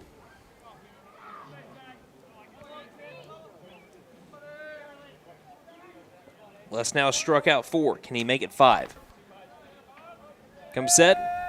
Spin move, the throw to second, not in time. Nice idea. I don't mind that idea at all. Runners are taking off with the pitch. And to do a spin move, maybe they'll move off of the movement with the left foot. Could be able to get a runner out to dry. See if they do it back-to-back times. A time will be called again by Treat. As soon as Les now stepped on the rubber, Les now comes set, and now they're going to... Now the field umpire is going to call time on Les now as he was coming set, getting ready to pitch. Let's see how Les now can respond to that. 2 strike times being frozen. The 3-2 popped up, foul territory. Mullins underneath it, makes the catch, and that'll be out number 3. Big out for Caden Les now in the Buffalo defense. Now the offense has got to get it rolling. They're down 4-0 as we head to the home half of the 5th here on KNED. Hey guys, it's Sam from Sam Wampler's Freedom Fort here in McAlester, and it is Truck Month, and I am so pumped. We haven't had a Truck Month in over 2 years because we just didn't have any trucks. But for this Truck Month, we have specially marked F-150s with 0% for 48 months or 0.9 for 60 on all 22 model F-150s or 3.9% on 23 model F-150s, plus a great selection of used. So come see us while supplies last at Sam Wampler's Freedom Fort in beautiful McAlester, and let us make it happen for you.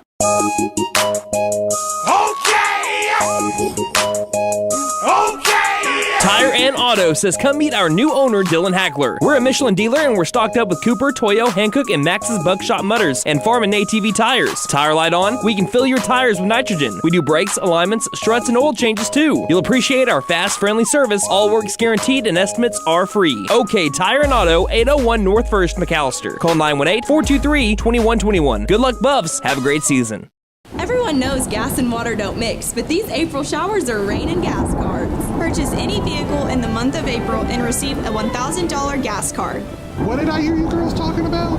It was Maddie's idea, but what better way to show our customers our appreciation than to give them a $1,000 gas card? I always knew I was the smartest. Don't forget to tell them Maddie sent ya. Benton Nissan is your best deal dealer. Learn more at bentonnissan.com.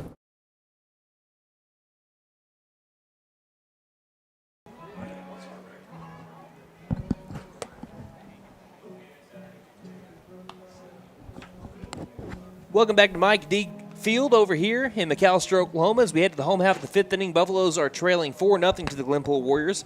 Again, we have Buffalo roll call. We already mentioned Philip Jewell tuning in, as well as Nate Brown. Randy Hughes tuning in. And by way of tuning in, he's just listening from next door. He's over here in the in the McAlester press box. So, Randy, thank you for listening. I know it can be hard sometimes, with Brandon Green, the voice of the Buffaloes.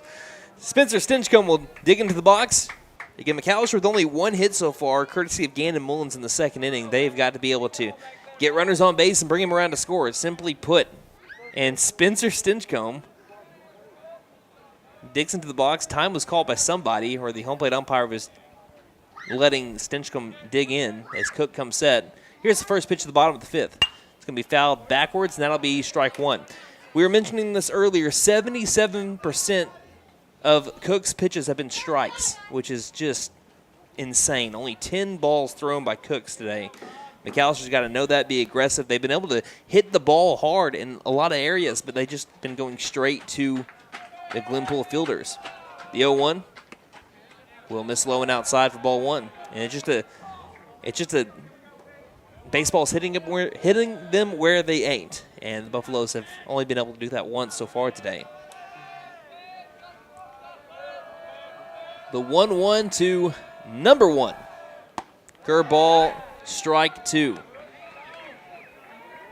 I mean, just strike after strike after strike here from Braden Cook.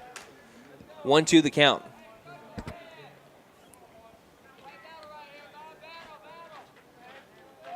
Cook to a pause. And the pitch. This one's in the turf. Ball 2. Again, putting that into perspective, he has thrown 17% of his balls, like, outside the zone in this one at bat. Here comes the 2-2 from Cook. Swing and a miss for strike 3. And the Buffaloes are down on strikes for the 4th time today for Braden Cook. Brings up Tyler Phillips, who's flown out to shallow left field. Shortstop Hales was able to grab it back in the 2nd inning. 1 down, nobody on for McAllister. Bottom of the 5th, 4-0 the score.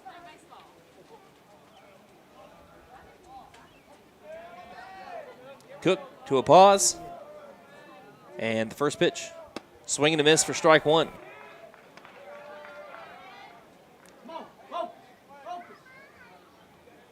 Count 0-1.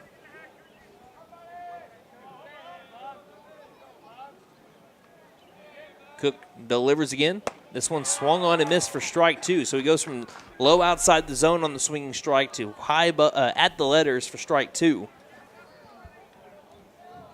And Cook once again way ahead in the count at 0-2. Some action going on in McAllister's bullpen. Can't see the pitcher though, the 0-2 pitch. This is way high above eye level for ball 1.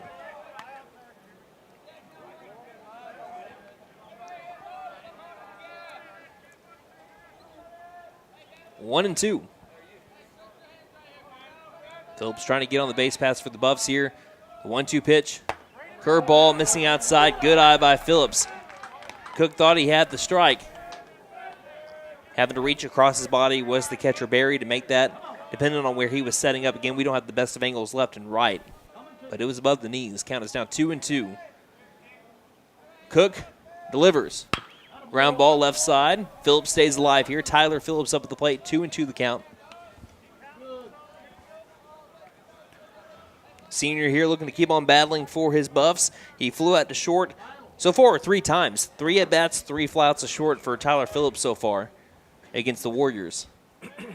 The 2-2 is going to miss up and inside. Good at-bat here from Tyler. And the count moves to full at 3-2. Watkins on deck, who's 0 for 1 with the hit by pitch and a strikeout. That's the top of the order for McAllister. The 3-2 from Cook. Swing and a miss for strike 3. So Phillips was able to work the count full after going down 0-2, but Cook comes back with a strike 3, and that brings up the top of the order. Back-to-back strikeouts for Braden Cook. 5 on the day for him now. Like we said, Watkins a victim of one of the strikeouts, also a hit by pitch. 4-0 McAllister trails to the Glenpool Warriors with 2 down. That was Gannon Mullins that's warming up in the McAllister bullpen as this pitch misses low for ball 1. At least that's what it looks like, Mullins over there. Yep, that's Gannon coming from the bullpen. So if Les now needs help here in the next couple of innings, it's going to come from Gannon Mullins, it seems. The 1-0 misses up and inside for ball 2. The only free pass today from Braden Cook has been the hit by pitch to Ethan Watkins. Home half the 5th, 2-0 the count, 2 down, nobody on for McAllister. Next pitch, curveball, good one. Watkins was already turning his head thinking it was about to hit him, and it finds its way back into the zone to move the count to 2-1. There's only been 3 free passes given up by the Warriors on the series, 2 hit by pitches and a walk. All of them have gone to Ethan Watkins.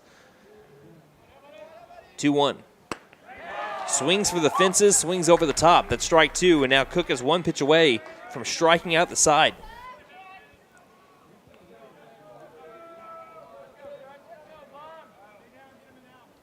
He had 3 coming into the inning. Has a chance to get 3 here in this inning. Watkins calls time to try to freeze Cook here. Buffaloes are running out of outs here. They've only had 1 hit courtesy of Gannon Mullins. Cook to a pause. And the 2-2. Chopper, third base side. It's going to stay foul, though. And we'll do it again at 2-2. Again, if McAlester falls in this game, they would go to a 5-3 district record. Glenpool would improve to 4-4, but even though McAlester would still have the better district record at that point, Glenpool's got to feel better about their future than McAlester would feel about theirs in district play. The 2-2. Going to be a hard hit line drive down the left field line, and that's going to land foul. And Watkins staying alive out in front of the last couple of pitches. So count still 2-2. And the reason why I say Glenpool's got to feel better about it, I was mentioning it in yesterday's game, they have the easier part of their district schedule coming up. They just got Durant, Will Rogers, Midwest City left. McAllister's got Sapulpa, Shawnee, Bishop Kelly. Much harder district schedule the rest of the way for the Buffs than the Warriors. Count 2-2. Cook, the pitch. Swing and a miss for strike 3. Cook strikes out the side. And that will send us to the top of the 6th inning. McAlester still with only 1 hit, trailing 4-0 here on KNED. Everyone knows gas and water don't mix, but these April showers are rain and gas cards. Purchase any vehicle in the month of April and receive a $1,000 gas card. What did I hear you girls talking about? It was Maddie's idea, but what better way to show our customers our appreciation than to give them a $1,000 gas card? I always knew I was the smartest. Don't forget to tell them Maddie sent ya. Benton Nissan is your best deal dealer. Learn more at bentonnissan.com. For more than 50 years, First Realty has helped the residents of McAlester and the surrounding area with their real estate needs. Whether residential or commercial, First Realty will guide you through the process of buying or selling your home or business. You can view our property inventory online at first-realty.net. And if you're into pickleball, the Pickle Palace is open. For membership information, call 918-424-3720 or go to picklepalaceok.com. Since 1952, W.E. Alford Propane has been your source for propane and petroleum products, both residential and commercial. W.E. Alford Propane serves eastern and southeastern Oklahoma, with locations in the Eufaula area, McAlester, Shakota, Wilburton, Hartshorn, and Muskogee, just to name a few. If you need propane or petroleum products, there's only one number to call, 918-423-3121. Call today. W.E. Alford Propane, serving the area for 70 years. We get to the top of the 6th inning. Caden Less now. He's given up 9 hits so far today, but he's done a good job being able to lead those runners on the base paths. There's only been 4 runs scored by the Warriors in those 9 hits, and also 2 errors by McAlester. He will be facing the 9-1-2 batters up for the Warriors. Cook, who is 1 for 2, Hales, who is 1 for 2 with an RBI single, and Barry, who is 2 for 3 with an RBI as well. First pitch outside the zone for ball 1. It's the top of the 6th inning. McAlester trailing 4-0. As Les now delivers, this one will miss inside for ball 2. Also, my wife, Destiny Green, tuning in. I mean, my daughter, Harper, is as well, but I don't really think that she knows what's going on. Count is 2-0. She could be one of those genius babies that just understands everything early. At 5 months and a day. Yeah. Next pitch misses low and inside for ball 3.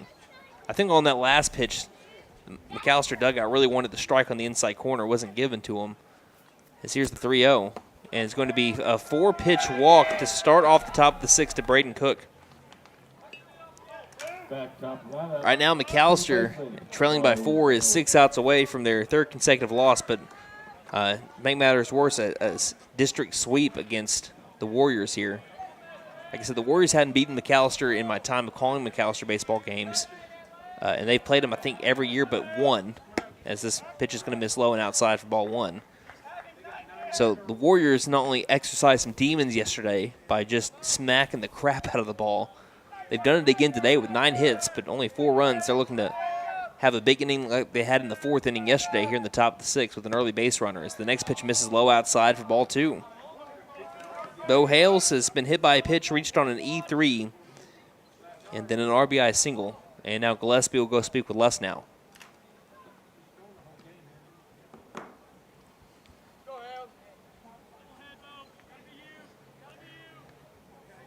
But again, I said this earlier in the broadcast. This is what's just surprising also for McAllister's pitching staff and tells you how good they've been as the 2-0 is right down the middle for strike one.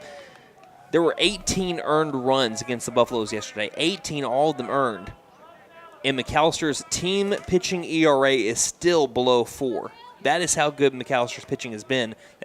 So that's showing you how good Glenpool has been here in this series. As here's a pop-up. Gillespie will try to follow it towards the back, and it looks like, well, rather sounds like it's going to hit off that tunnel. And the count is now 2-2 here on Hales.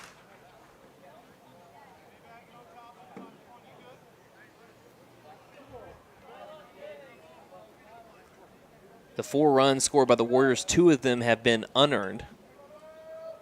2-2 in the turf. Gillespie bounces, almost a snap throw to first, decides against it. And the count is now full at 3-2. So Lesnow's been missing low here on his pitches to Cook and to Hales. There's been 2 walks by Lesnow and a hit by pitch on the first pitch of the game. The 3-2. Half-hearted swing towards center field. This one's going to be a leaping catch by Sam. Throws over to first. Oh, he nearly had him. It hits off of the arm of the runner over at first, Braden Cook. And as Seth Sam was leaping towards middle center field, he delivered a perfect strike to first. And if it doesn't hit the right wrist of Braden Cook, that is one of the finest double plays you'll ever see. That's out number 1. I think we might have just had our field mic go out. Yep, we did. We will have that be replaced in between innings. Get new batteries in there.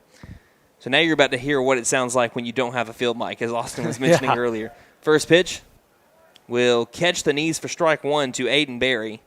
2 for 2 with an RBI double and also was out on an infield fly to second base. Runner at first with 1 down, count 0-1. Buffaloes are currently trailing 4-0. Lesnow, the pitch. Hard hit line drive towards center field. Grabbing it will be Watkins, trying to go first to third. Watkins fires to third, and it gets past the third baseman, Mullins. Dangerous right there. Watkins delivered a shot, but just a little bit of the short hop over to Mullins allows it to get past him, and first to third goes Braden Cook on the single by Aiden Berry. And after going 0 for yesterday, now granted he was only 0 for 1 with 3 walks, he has been 3 for 4 today, bringing up Braden Nelson, who is 1 for 3, and that's hit number 10 for the Warriors in 5 1/3. So runners at the corners with 1 down. Top of the 6th inning. Nelson is 1 for 3 with the single in his first at bat. He's flown out to short and flown out to right. And time will be called again by Warriors. I mean, we've had a lot of timeouts called by batters today. Primarily from the Warriors, but McAllister's had their share as well. Lesnow the pitch. This one will catch the knees for strike 1. And it's not like Lesnow nor Cook is really holding the ball that long. I mean, they're coming set and they're ready to go pretty quick, but I guess kids these days just impatient. Lesnow, 31 move. Has the runner off the first base bag a little bit. Thought about throwing. Still laying down over there on the bag is Barry. He'll come up. Count 0-1.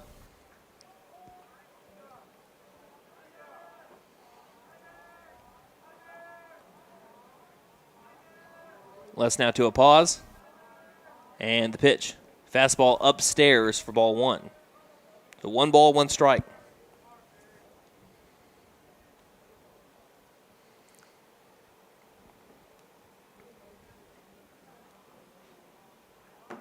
In big inning here for the Warriors offense and equally for the McAllister defense, as there will be a 31 move and this time a pickoff over to first, but not in time.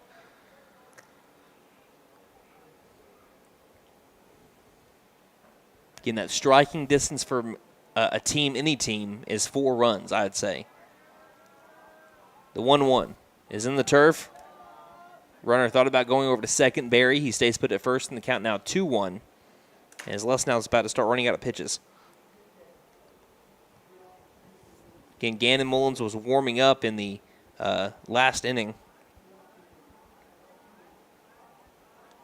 That's now at pitch 105 coming up. Pick off over to first. So this could be the final inning for Lesnow. It looks like unless he can get a double play here and have a quick top of the 7th, he's going to be probably having someone come in for him. His time will be called again, and Les now is looking over towards the field umpire and says, can he be granted time all the time? Because they have called time on Les now so many times today. He delivers the 2-1, and obviously it's had a little bit of an effect as this one bounces in the turf, and the count is now 3-1 here to Braden Nelson.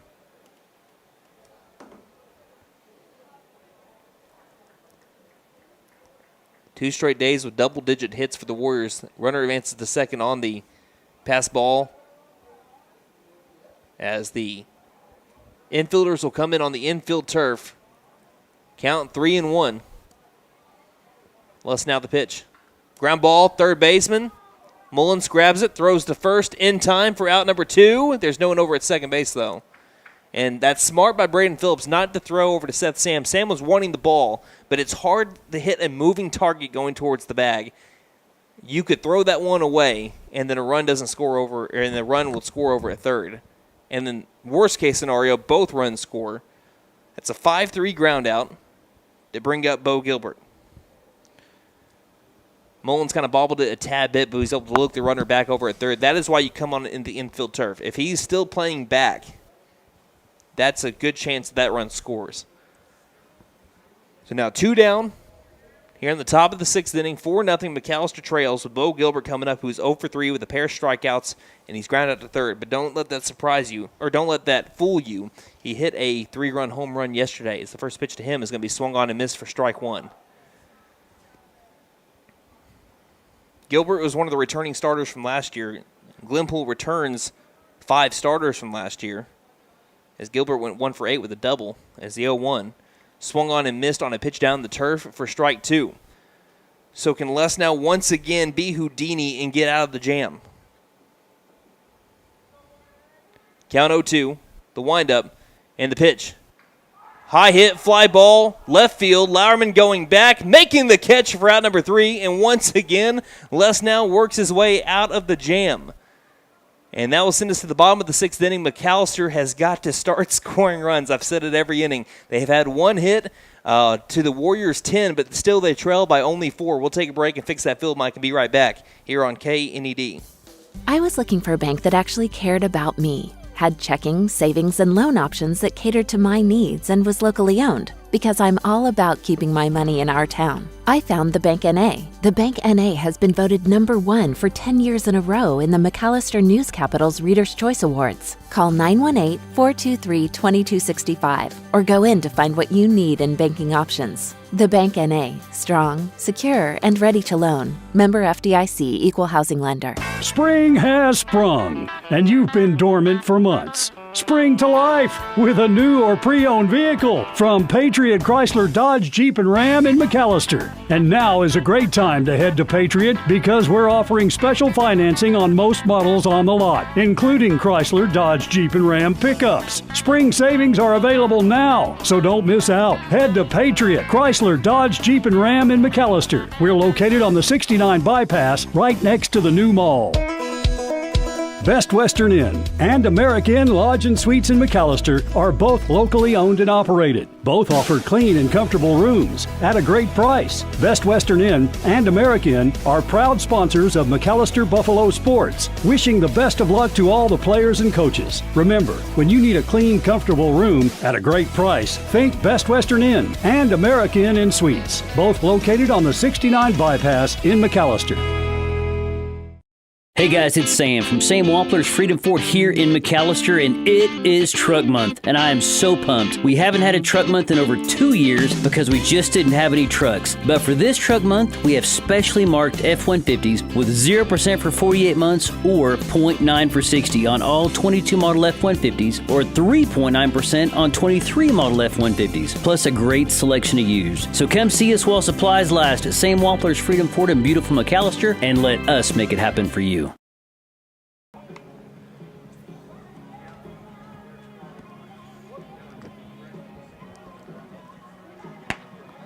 So we head to the bottom of the 6th inning. McAlester still has only had 1 hit so far today against Braden Cook, who's been efficient as they come. And he just came off a 3-batter, 3-strikeout inning in the 5th. We head to the bottom of the 6th, 2-3-4 up for McAlester. Seth Sam, Caden Lesnow, Ethan Gillespie. I'm still trying to catch my breath from running down to the field mic and back. First pitch to Seth Sam, missing down low, ball 1. And once again, doesn't it bring just such a more immersive? It does. It makes it sound like, I don't know, it just makes it sound better. Like you're there. It gives it that extra layer to the broadcast that it needs. You really miss it when it's gone. Yeah. The 1-0. High hit fly ball, deep left center field, going towards the warning track, and that one's leaving the yard. Seth Sam with a bolt of lightning through the McAlester dugout gets the Buffaloes on the board. Solo shot for the senior Seth Sam, and McAlester pulls it within 3. As he hops on the home plate, McAlester looking to keep that momentum rolling.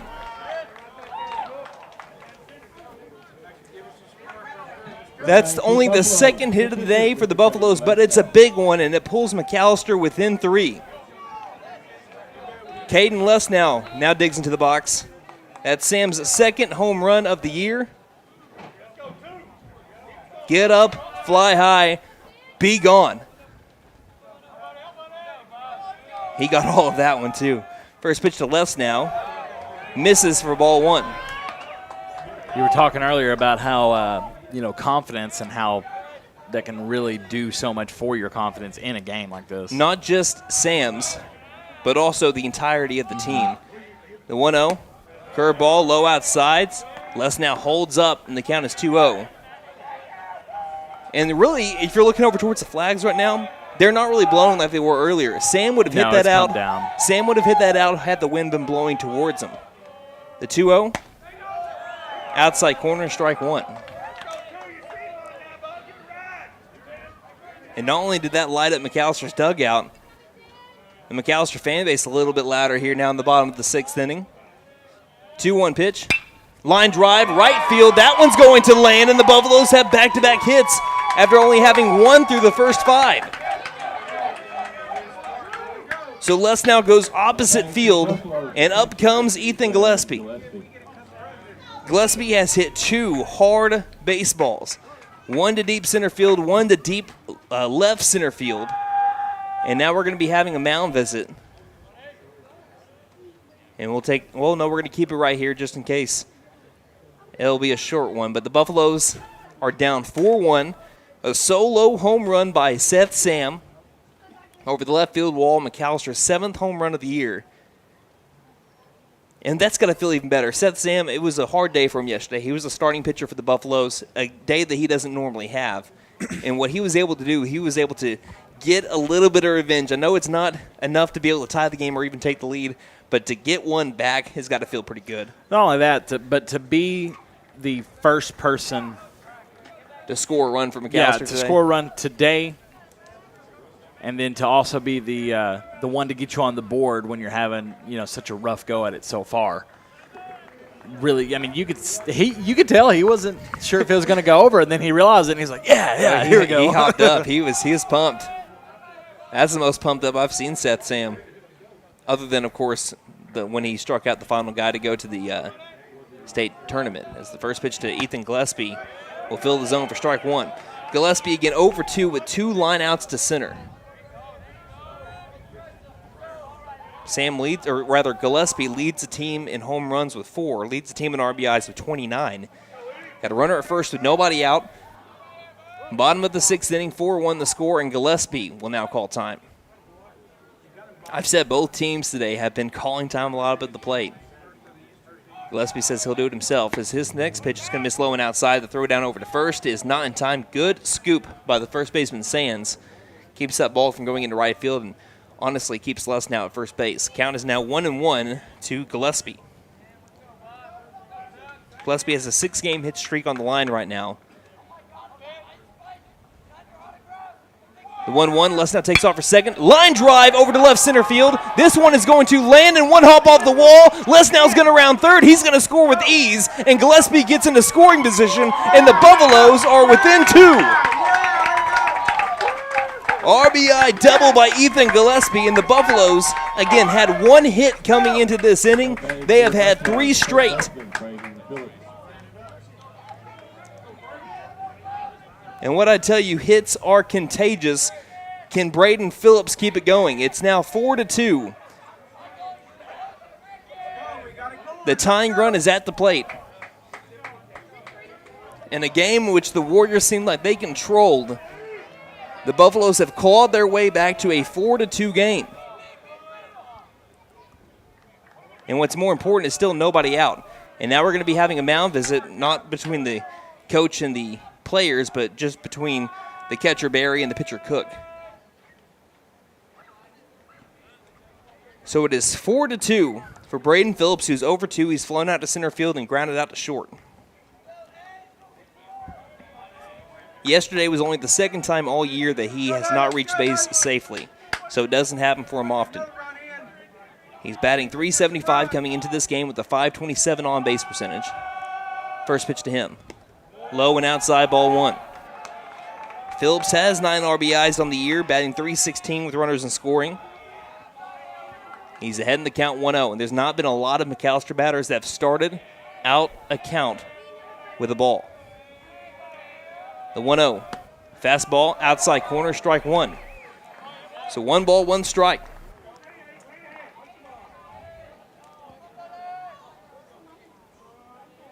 Four to 2, bottom of the 6th inning. Here's the 1-1.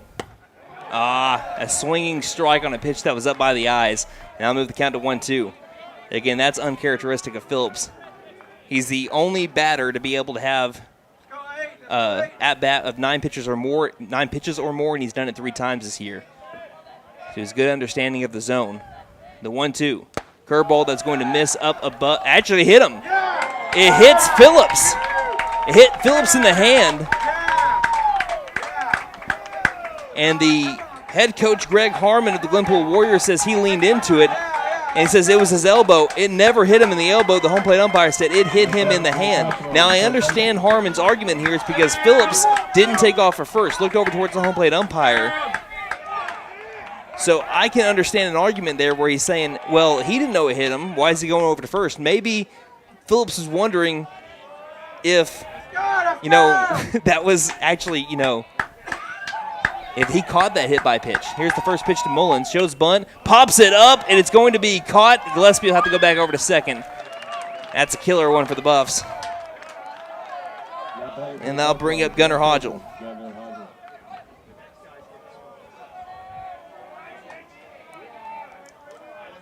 To the pitcher, runners at first and second with 1 down. The tying run is on the base paths. Go-ahead run is at the plate. 4-2, McAlester trails, bottom of the 6th. Gillespie hoping for a big jump, mixing up his timing well as Cooks. Here's the first pitch. In there for strike 1. No matter how this inning ends, McAlester has changed the momentum in their favor. Trail 4-2. Cook looks at second a few times, and the pitch fouled straight back by Hodgel, and the count is now 0-2. Hodgel has lined out to left field on a well-struck ball just straight to the left fielder. Another time, a easy fly out to center fielder, Brandon Brown.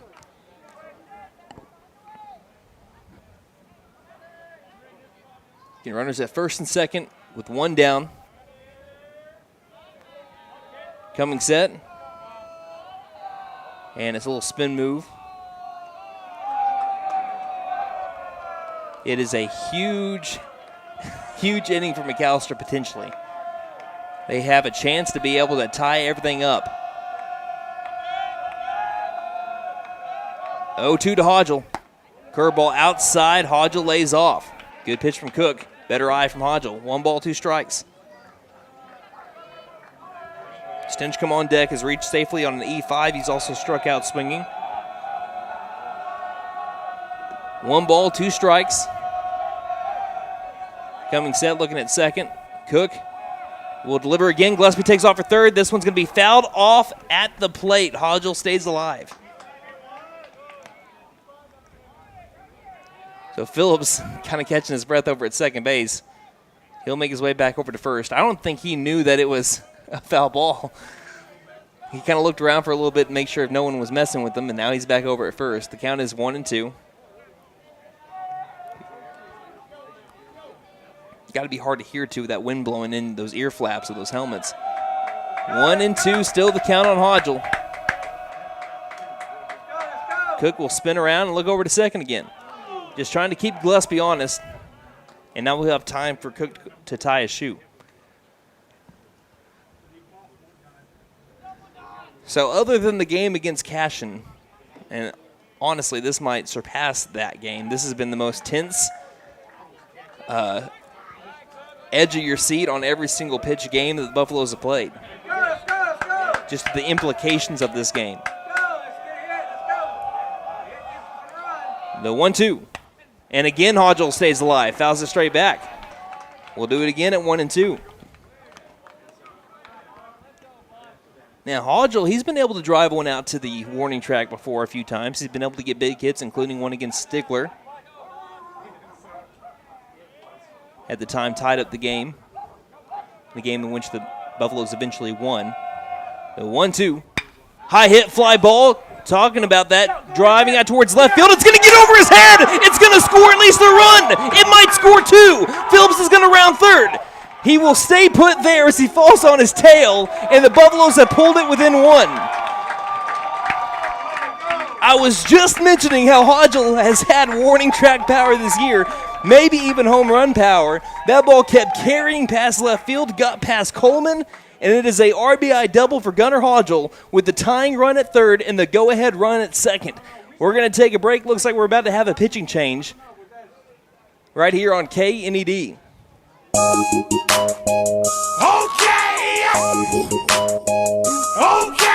Tire and Auto says come meet our new owner, Dylan Hackler. We're a Michelin dealer and we're stocked up with Cooper, Toyo, Hankook, and Max's Buckshot Mutters and Farm and ATV tires. Tire light on, we can fill your tires with nitrogen. We do brakes, alignments, struts, and oil changes too. You'll appreciate our fast, friendly service. All work's guaranteed and estimates are free. OK Tire and Auto, 801 North 1st, McAlester. Call 918-423-2121. Good luck, Buffs. Have a great season. Everyone knows gas and water don't mix, but these April showers are rain and gas cards. Purchase any vehicle in the month of April and receive a $1,000 gas card. What did I hear you girls talking about? It was Maddie's idea, but what better way to show our customers our appreciation than to give them a $1,000 gas card? I always knew I was the smartest. Don't forget to tell them Maddie sent ya. Benton Nissan is your best deal dealer. Learn more at For more than 50 years, bentonnissan.com. First Realty has helped the residents of McAlester and the surrounding area with their real estate needs, whether residential or commercial. First Realty will guide you through the process of buying or selling your home or business. You can view our property inventory online at first-realty.net. And if you're into pickleball, the Pickle Palace is open. For membership information, call 918-424-3720 or go to picklepalaceok.com.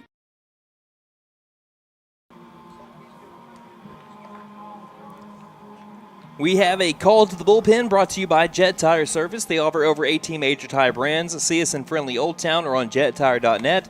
Don't fret, call Jet. The Buffaloes are now down 4-3. They trailed 4-0, had only one hit going into the sixth inning. They have hit 4 balls well here to bring them within one, and they have the tying run at third, the go-ahead run at second. And the new pitcher for the Glenpool Warriors, number 3, Bo Hales. Looks like it's going to be a straight switch as Cook goes from the mound over to short, and Hales from short over to the mound. Last year, Hales did pitch against the Buffaloes. He went an inning and 2/3, gave up 3 hits, 2 earned runs, walked 1, struck out 1. Spencer Stinchcomb, well, welcome to him to the game. Stinchcomb looking for the biggest hit of his young career.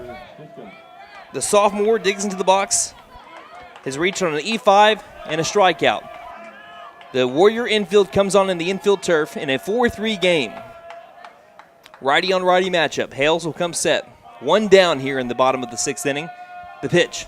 It gets past the catcher on a wild pitch, but again, thankfully for the Warriors, they're playing this game over in McAlester, not Glenpool. If that would have been over in Glenpool, the Buffaloes would have tied up the game. Bounced right back to the catcher, Barry. Count 1-0.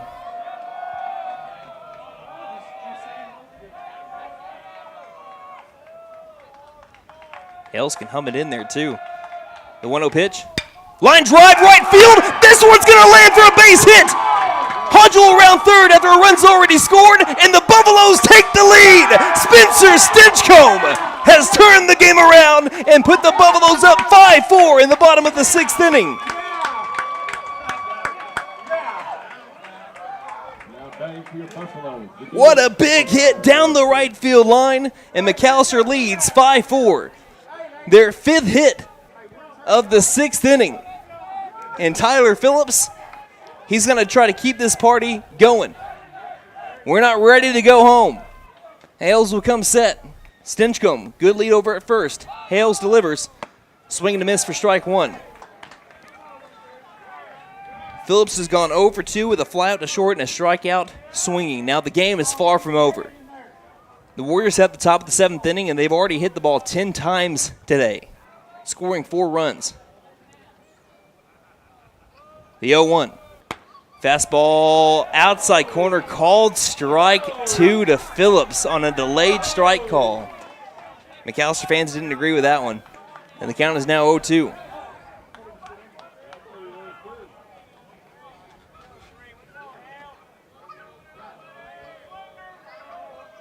Hales delivers the 0-2. Fastball way outside. Stinchcomb slides back in safely. Dangerous there.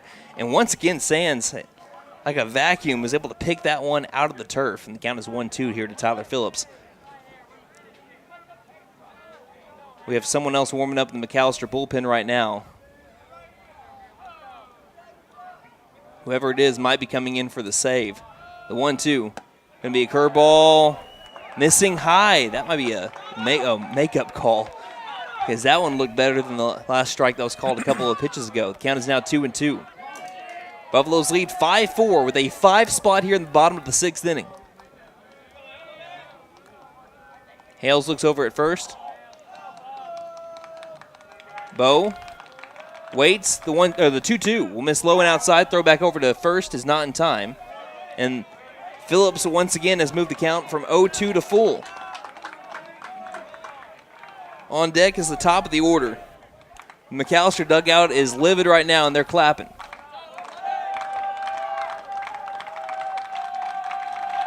And Phillips will call time.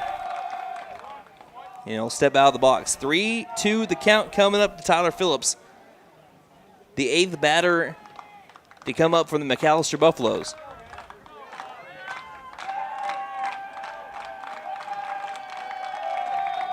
Hales, the 3-2. Swing and a miss for strike 3. Got him on the fastball.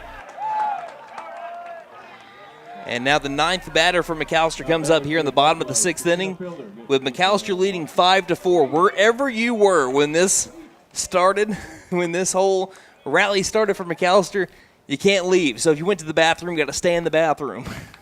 Ethan Watkins comes up 0 for 2 with a hit by pitch. Stinchcomb over at first base, 2 down. First pitch to Watkins, swing and a miss for strike 1.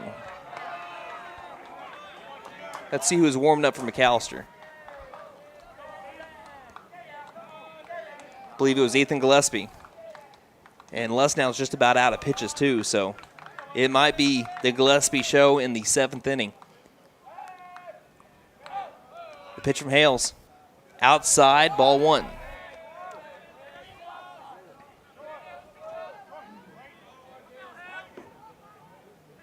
One ball, 1 strike to Ethan Watkins.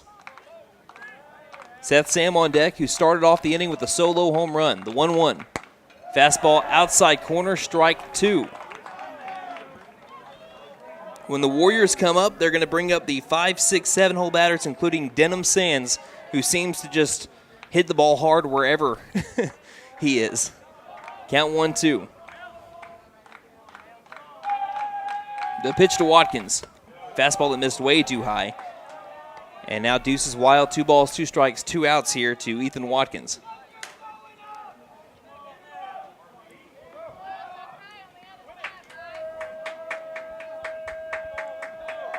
Hales looks over at first. Stinchcomb still there with a healthy lead. The 2-2 pitch. Fastball and just a half-hearted swing. Got him for strike 3.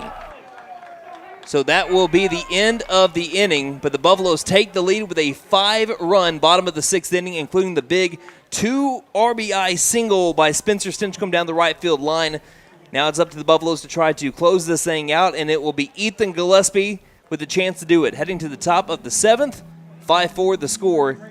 Buckle up, folks. We got a good one coming up right here on KNED. Since 1952, W.E. Alford Propane has been your source for propane and petroleum products, both residential and commercial. W.E. Alford Propane serves eastern and southeastern Oklahoma with locations in the Eufaula area, McAlester, Shakota, Wilburton, Hartshorn, and Muskogee, just to name a few. If you need propane or petroleum products, there's only one number to call, 918-423-3121. Call today. W.E. Alford Propane, serving the area for 70 years. I was looking for a bank that actually cared about me, had checking, savings, and loan options that catered to my needs, and was locally owned, because I'm all about keeping my money in our town. I found the Bank NA. The Bank NA has been voted #1 for 10 years in a row in the McAlester News Capital's Reader's Choice Awards. Call 918-423-2265 or go in to find what you need in banking options. The Bank NA, strong, secure, and ready to loan. Member Spring has FDIC, Equal sprung, Housing Lender. And you've been dormant for months. Spring to life with a new or pre-owned vehicle from Patriot Chrysler Dodge Jeep and Ram in McAlester. And now is a great time to head to Patriot because we're offering special financing on most models on the lot, including Chrysler Dodge Jeep and Ram pickups. Spring savings are available now, so don't miss out. Head to Patriot Chrysler Dodge Jeep and Ram in McAlester. We're located on the 69 bypass right next to the new mall. Best Western Inn and American Inn Lodge and Suites in McAlester are both locally owned and operated. Both offer clean and comfortable rooms at a great price. Best Western Inn and American Inn are proud sponsors of McAlester Buffalo Sports, wishing the best of luck to all the players and coaches. Remember, when you need a clean, comfortable room at a great price, think Best Western Inn and American Inn and Suites, both located on the 69 bypass in McAlester.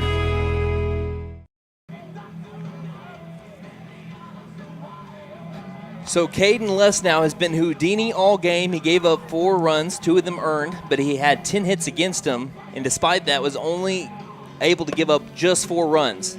He kept the Buffaloes in it, and the Buffaloes responded in the bottom of the 6th with 5 runs. They lead 5-4 as we head to the top of the 7th inning. Lesnow is in line for the win. Gillespie trying to save this game. This pitching change brought to you by Jet Tire Service. They offer over 18 major tire brands. See us in friendly Old Town or on jettire.net. Don't fret, call Jet. It's Ethan Gillespie against Brandon Brown. First pitch. Fastball at the knees, strike 1. Brandon Brown has grounded into a double play, struck out swinging, and grounded out to second. The count 0-1. Gillespie, the pitch. Fastball that misses inside. And that'll be ball 1. And obviously the biggest weapon that Gillespie brings is that livid fastball. You see how hard he can throw it behind home plate? You get to show it off even more on the mound. The 1-1 from Gillespie. Fastball at the knees, strike 2. He has a 0-0 record, 1 save, 2 innings pitched, 3.50 ERA, 5 strikeouts to 4 walks. Batting average against him, 143. Gillespie comes set. The 1-2. Fouling it off barely. Phillips didn't even know where that went as it's fouled off to the right. Speaking of Phillips, he moves from first over to behind home plate. Mullins moves from third to first. Sam from short to third. Lesnow from the mound to short. The count is still 1-2 for Brandon Brown.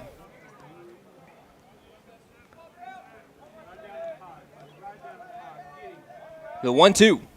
Fastball fouled off right at the plate. Count still 1-2. So Brown was way late on the previous pitch before that one. That one timed it up a little bit better. Does Gillespie go from his bread and butter fastball, or does he go off speed here? The 1-2 does go off speed, but it bounces in the turf. Count moves to even at 2 balls, 2 strikes. Some dangerous bats in the lineup, obviously. You got Denham Sands, who's hit 2 home runs in the game yesterday and is 2 for 3 today. Easton Coleman is 2 for 2 with 2 doubles in the hole.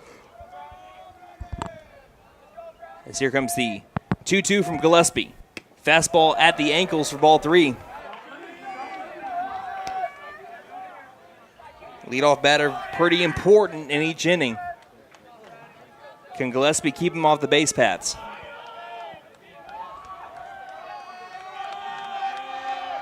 The 3-2 to Brown. Line drive, but foul, right side, and still Brown stays alive. He's have not been easy batters to strike out, the Glenpool Warriors. 3-2 will be coming up again.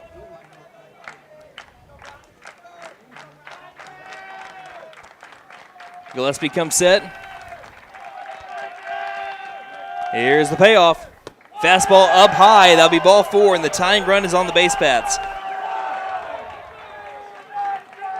That brings up Denham Sands. Sands hit a pair of 2-run home runs yesterday, going 2 for 3 with 4 RBIs. Today, he is 2 for 3 again with a double, a fly up to center, and a single. The only lefty in the Warrior lineup. Buffaloes lead 5-4, top of the 7th inning. Runner at first, nobody out for the Warriors. And Gillespie will step off. That was a great at-bat by Brandon Brown. Fought off a lot of tough fastballs to be able to make his way 90 feet over to first base.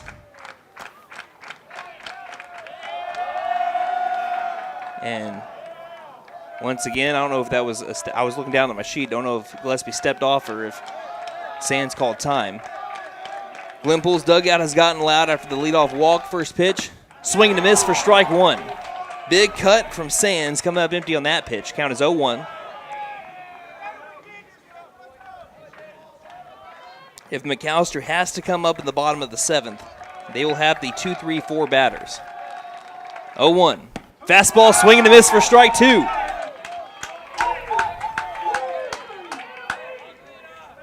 Buffaloes have got to get that big first out.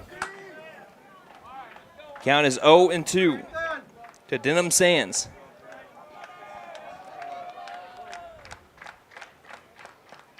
And Sands with a quick timeout as soon as he kind of stepped into the box. He'll dig back in. Gillespie to a pause. The 0-2 pitch. Ground ball up the middle. It'll be dove for and into the outfield. Watkins will grab it, and now the go-ahead run is on the base paths as well. On an 0-2 pitch, Denham Sands stays hot and grounds it right up the middle after he missed on the last 2 pitches. Les now will go speak with Gillespie. And up will come Easton Coleman. Base hit number 11 for Glenpool. McAlester still leading by 1. 5-4 the score, top of the 7th inning. Coleman is 2 for 2 with 2 doubles and an RBI in the first one. First pitch to Coleman. Shows bunt, gets it down. It's a good one towards the second baseman, Stinchcomb. Flips it with the glove. He got him. Got him over at first base, but the sac bunt does its job. Coleman will stay on first base, but he is out. He's well out. They can appeal. He is out. We have the best view here, and Coleman's still not leaving the bag. Field umpire saying, "You are out. I called you out."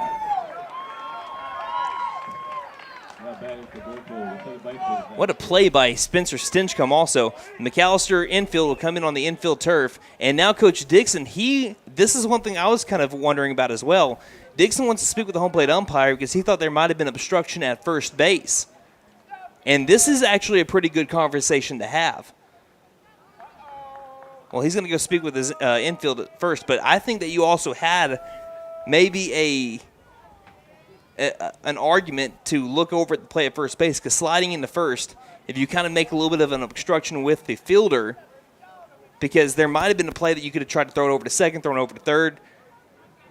I mean, I don't know who you call out in that instance, but because the batter's already out, but that's something to kind of think about, because I've never really seen it over first base before. But Dixon is speaking with his infield. The infield is coming in on the infield turf. Zach Treat is up at the plate. Here's one down here in the top of the 7th inning. McAlester is currently leading by 1, 5-4. Runners at second and third for the Glenpool Warriors. On deck is Brandon Cook, who has gone 1 for 2. The biggest thing that McAlester could hope for right here is a strikeout. I mean, double play is extremely unlikely, but strikeout is huge here if Gillespie can get it.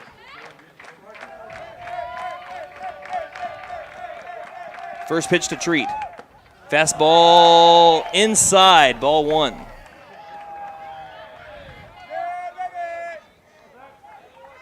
Everyone on the edge of their seat. We've had a great ball game here at Mike Deak Field. And time needs to be called because there's a tennis ball that made its way onto the field of play. And it came from the parking lot.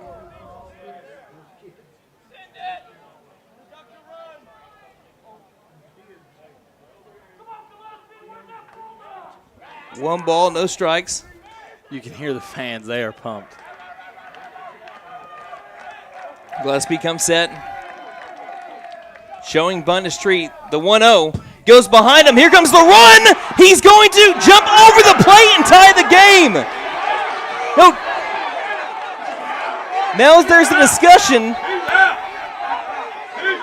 There is a discussion. Now the home plate umpire never called him safe. He jumped over Braden Phillips at home plate. I don't know if you can do that in high school ball.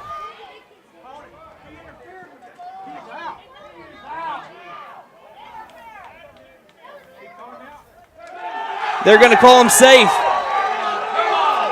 They call him safe and the game is tied.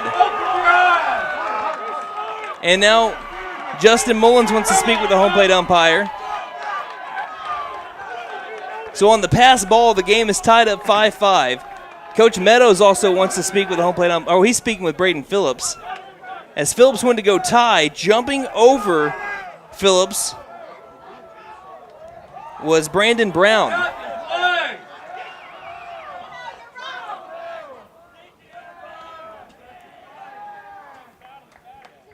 And there's also the idea of, was there interference with the batter as well?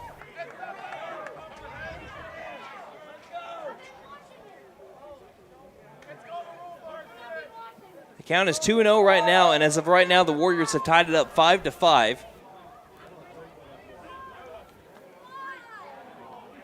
Now, I know at one point, again, I have to be honest with you, I have not been up to date on that baseball rule because I didn't think I'd ever see it in high school baseball. At one point, it was illegal in high school ball to jump over an umpire. Now, Coach Mullins did say something to the home plate umpire, and as of right now, the home plate umpire is about to go speak with the field umpire. He was about to. Now, here comes the field umpire as well. After a quick discussion, they called him safe. I will be very surprised if they change this rule or if they change this call, and if they do, Greg Harmon will go ballistic.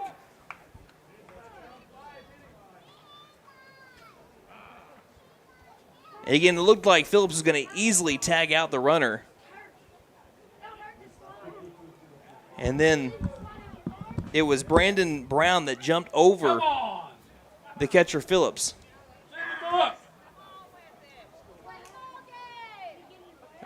As it is right now, the count is 2-0 with the runner at third. And nothing's going to be changed. So we have a tie game, 5-5.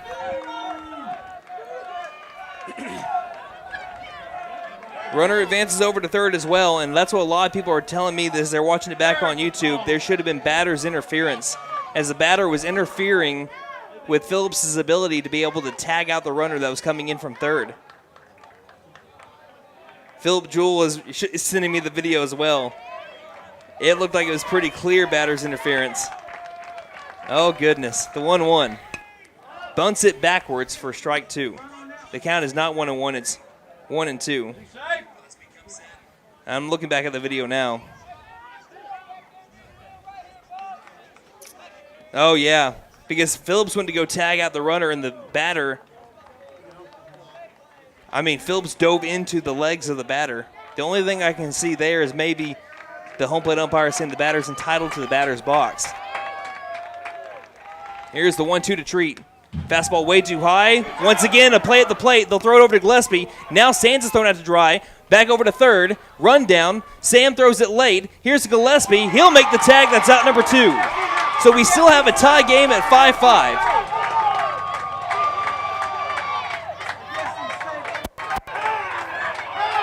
And now 5-5. Someone said something from McAlester, and the home plate umpire went to go calm him down and bring him back over to third. That would have been Seth Sam. And now Coach Mullen says, why are you talking to Sam? Come on up. So obviously atop of the 7th, that has been controversial. Buffaloes will bat in the bottom of the 7th inning no matter what, and they're going to bring up the 2-3-4 batters, which got that whole hit party started off in the bottom of the 6th when they scored 5 runs. Right now the count is 2-2 on Zach Treat. The pitch from Gillespie. Fastball chopper, shortstop position. On the hop, Les now grabs it, throws over to first, and that is not in time. They're going to say Mullins came off the bag.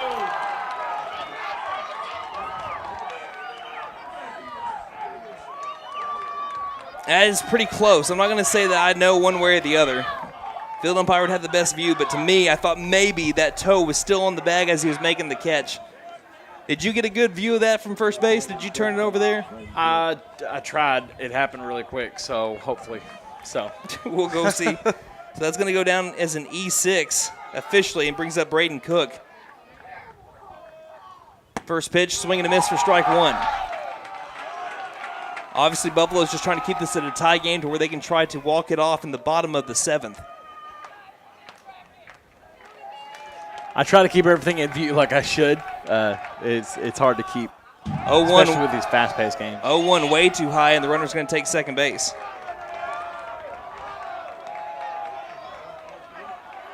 Well, I'm about to get... Oh, my gosh. Okay, he was out at first, too. And looking back at the replay, there's toes on the back from Gannon Mullins. The count is 1-1. Oh, no, he may have came off. Here's going to be a foul backwards for strike 2. That is pretty dang close. Again, in real time, that's hard to be able to make the call as the field umpire. I think, yeah, it depends if his foot came back on. That's a pretty tough play. But obviously, that's a close one. And the count is now 1-2 to Braden Cook with the runner at second base and 2 down. Gillespie trying to end it here to send it to the bottom of the 7th. The 1-2 in the turf. Great job by Phillips. He bodies that up and he keeps the runner at second base. Again, the count 2-2.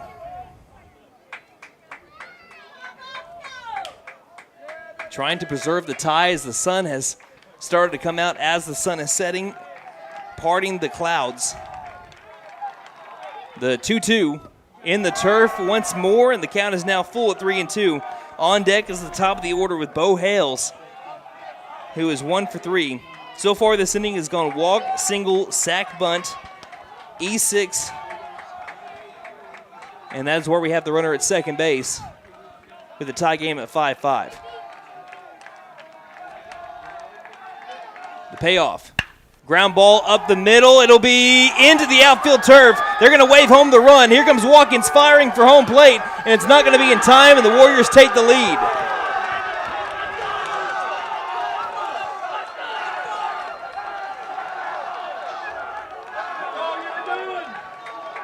RBI single for Braden Cook on a 3-2 count, and McAlester will have to try to come back again in the bottom of the 7th. That one coming off of a close play over at first base, in which, again, it's bang, bang.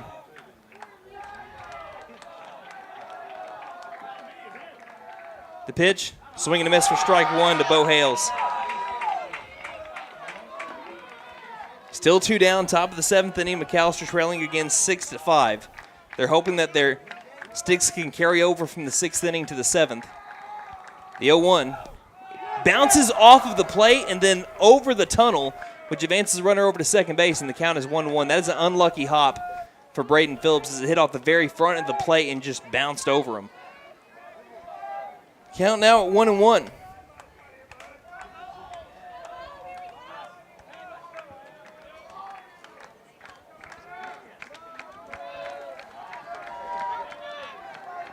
Gillespie, the 1-1 pitch. Goes off speed, misses inside. Ball 2, and McAlester fans are wondering where that pitch was at.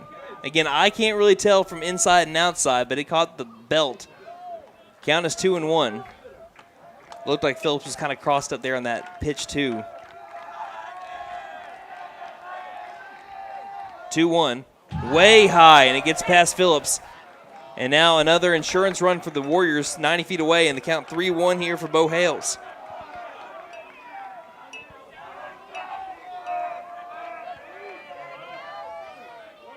Buffalo's just begging for this final out on one of the weirdest top of the seventh innings, top of any inning I've ever seen. 3-1. Again, way too high. So it'll be ball four, and I'll bring up Aiden Berry, who has been a pain to get out. This is the 5th time through the lineup for the Glenpool Warriors. He is 3 for 4 with a pair of singles, an RBI double, and out on an infield fly. Runners at the corners with 2 down.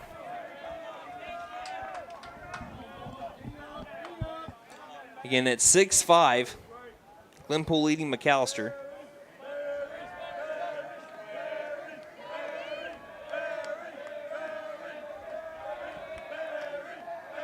Gillespie the pitch. Fastball right back to the zone he goes, strike 1.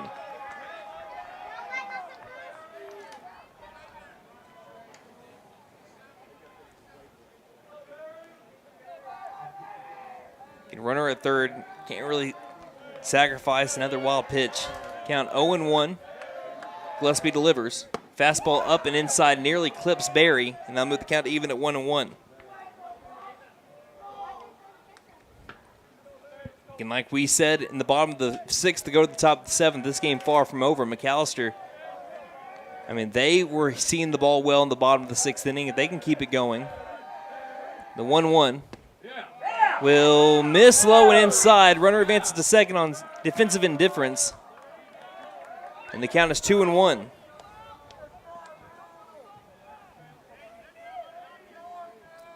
Berry ahead in the count. A big hit here could really strengthen the lead for the Warriors. 2-1. Fastball, eye level, ball 3.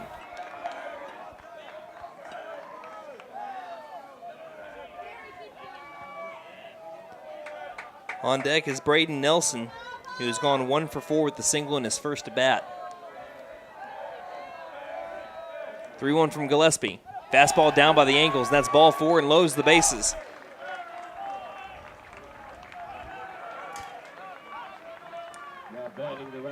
And Coach Dixon now exits the dugout.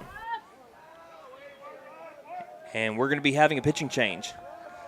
Ethan Watkins will be coming in. In a 6-5 game, McAlester trails the Glenpool Warriors in the top of the 7th inning, coming in with the bases loaded and 2 down. You're listening to McAlester Baseball here on K. Hey guys, it's Sam from Sam Wampler's Freedom Fort here in McAlester, and it is Truck Month, and I am so pumped. We haven't had a Truck Month in over 2 years because we just didn't have any trucks. But for this Truck Month, we have specially marked F-150s with 0% for 48 months or 0.9 for 60 on all 22 model F-150s or 3.9% on 23 model F-150s, plus a great selection of used. So come see us while supplies last at Sam Wampler's Freedom Fort in beautiful McAlester, and let us make it happen for you.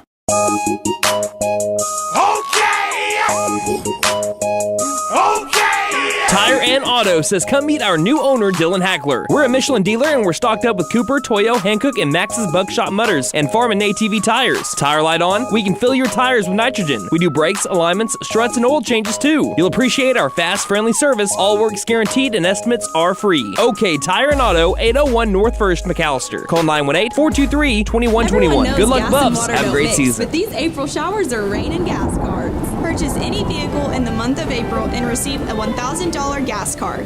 What did I hear you girls talking about?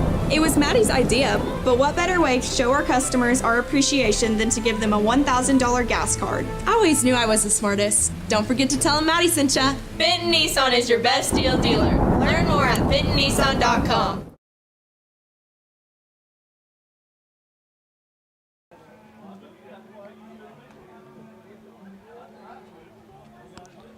Welcome back to McAlester, Oklahoma, here at Mike Deak Field. As we're here in the top of the 7th inning, the Glenpool Warriors have the bases loaded, leading by 1 with the 3-hole batter up, Braden Nelson, who's 1 for 4. We have a pitching change. Courtesy of Jet Tire Service, they offer over 18 major tire brands. See us in friendly Old Town or on jettire.net. Don't fret, call Jet. It's now Ethan Watkins onto the mound for the McAlester Buffaloes. Ethan has pitched in 2 2/3 innings so far this year. He has a 1-0 record. He actually had the win in the first game of the year for McAlester against Eufaula Ironheads. He has no earned runs against him so far. He struck out 2, walked 1, and 1 hit against Watkins. Watkins, we have mentioned it here in his early season as he hasn't had a lot of appearances so far. Watkins has a 3-2 record. Well, last year had a 3-2 record, 1 save, 36 2/3 innings pitched, a 4.24 ERA in his sophomore year, 30 strikeouts and 22 walks. He pitched in 19 games, which was 7 more than the next highest, as all of those games were in relief. Batting average against him collectively in the 36 2/3 innings that he threw in, .284. So it's bases loaded that Ethan Watkins is finding himself into. Again, McAlester is trailing by 1. They end up taking the lead in the bottom of the 6th inning with a 5 spot to go up 5-4. The Warriors, in a controversial top of the 7th inning, have been able to take the lead. Started off with what a lot of people thought was batter's interference back on an out, and then there was a close play over at first base in which Mullins thought that he kept his spike on the bag. It's really close on the video, and it's really hard to make that distinction, that call, in real time. But that is what's kept this inning going right now for Braden Nelson. Watkins' first pitch is going to be a fastball. It runs in. Gillespie lost it. Throw over to the plate. It's going to go wild of Watkins. They're going to wave home another run. Here comes Phillips throwing home. He throws it wild. And the Buffaloes are falling apart here in the top of the 7th. That is going to go down as an E2 and an E3 on the same play.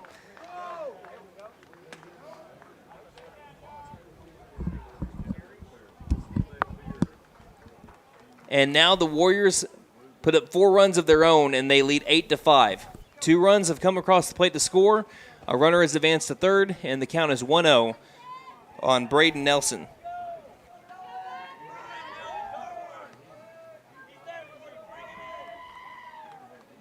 Watkins to the pitch.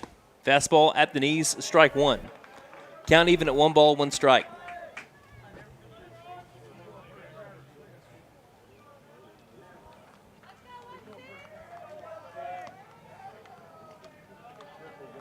Watkins against the righty, delivers the 1-1 pitch. This one low and outside, and that'll be ball 2.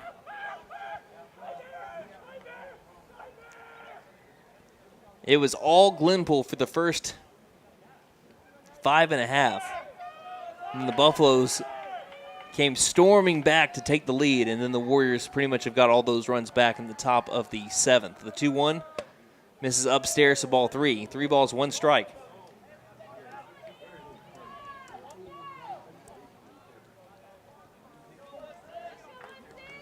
On deck is Bo Gilbert. 3-1 pitch from Watkins. Fastball at the knees. That'll be strike 2. Full count, 3 balls, 2 strikes.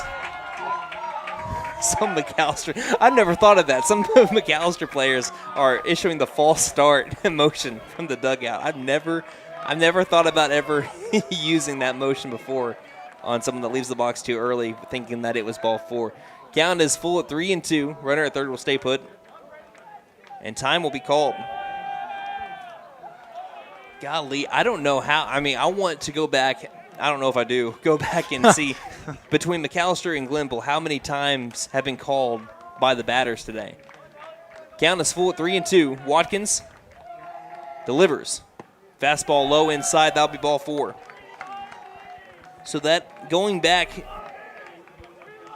has been, this is how the inning has gone. Walk, single, sack bunt. Then there was an out on the base pass, E6, RBI single, walk, walk, walk. And now here comes Bo Gilbert, the 9th batter to come up this inning for the Warriors. Runners at first and third with 2 down. Top of the 7th inning, 8-5, Glenpool leads. Pitch from Watkins. Fastball right down the barrel for strike 1.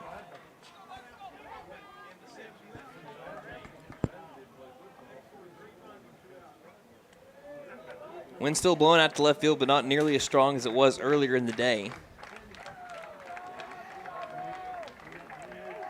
The pitch from Watkins. Curveball that got away from him. Missed up high. That'll be ball one. 1 ball, 1 strike.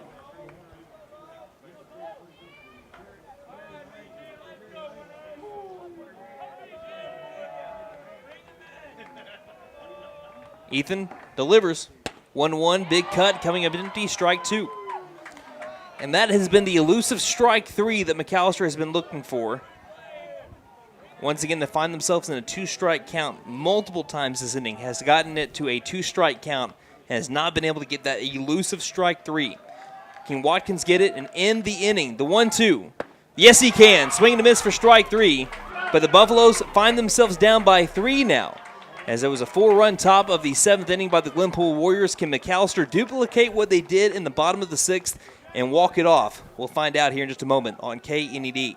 For more than 50 years, First Realty has helped the residents of McAlester and the surrounding area with their real estate needs, whether residential or commercial. First Realty will guide you through the process of buying or selling your home or business. You can view our property inventory online at first-realty.net. And if you're into pickleball, the Pickle Palace is open. For membership information, call 918-424-3720 or go to picklepalaceok.com. Since 1952, W.E. Alford Propane has been your source for propane and petroleum products, both residential and commercial. W.E. Alford Propane serves eastern and southeastern Oklahoma, with locations in the Eufaula area, McAlester, Shakota, Wilburton, Hartshorn, and Muskogee, just to name a few. If you need propane or petroleum products, there's only one number to call, 918-423-3121. Call today. W.E. Alford Propane, serving the area for 70 years. That actually cared about me, had checking, savings, and loan options that catered to my needs, and was locally owned. Because I'm all about keeping my money in our town, I found the Bank NA. The Bank NA has been voted #1 for 10 years in a row in the McAlester News Capital's Reader's Choice Awards. Call 918-423-2265 or go in to find what you need in banking options. The Bank NA, strong, secure, and ready to loan. Member FDIC, Equal Housing Lender. And you've been dormant for months. Spring to life with a new or pre-owned vehicle from Patriot Chrysler Dodge Jeep and Ram in McAlester. And now is a great time to head to Patriot because we're offering special financing on most models on the lot, including Chrysler Dodge Jeep and Ram pickups. Spring savings are available now, so don't miss out. Head to Patriot Chrysler Dodge Jeep and Ram in McAlester. We're located on the 69 bypass right next to the new mall. Best Western Inn and American Inn Lodge and Suites in McAlester are both locally owned and operated. Both offer clean and comfortable rooms at a great price. Best Western Inn and American Inn are proud sponsors of McAlester Buffalo Sports, wishing the best of luck to all the players and coaches. Remember, when you need a clean, comfortable room at a great price, think Best Western Inn and American Inn and Suites, both located on the 69 bypass in McAlester.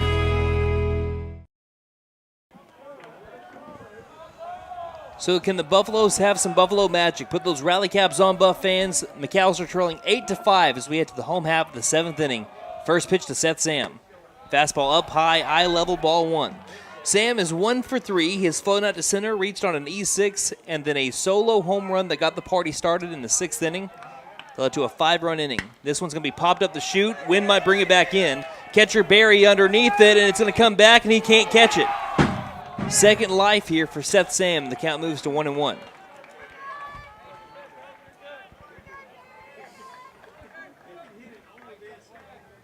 The Warriors have had 8 runs on 12 hits, 2 errors. Buffaloes have had 5 runs on 6 hits and 4 errors. And 3 out of those 4 errors came in that 7th inning.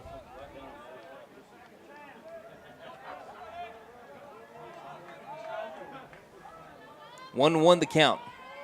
Hales winds up and the pitch. Fastball eye level once more. 2 balls, 1 strike. Caden Luss now 1 for 3 on deck. Ethan Gillespie 1 for 3 with an RBI double in the hole. 2-1. Fouled straight back, and the count is 2-2. So now it's Hales trying to not get. He's trying to get the win here. He's not even set up for the save. He's set up for the win now. Came in the bottom of the 6th inning, gave up the two RBI single. As the 2-2 will be popped up high, shallow right field. Could be tough with the wind, and making the catch will be the second baseman Treat for out number 1. Buffs down to their final 2 outs.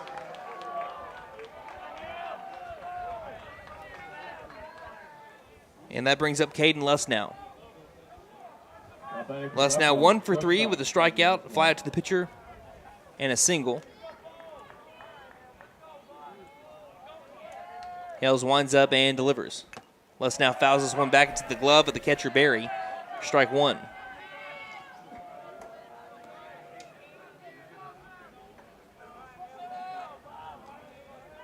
Hales winds up once more, and the 0-1 to Lusnow. This one's going to skip in to Barry, and the count moves even at 1 ball, 1 strike.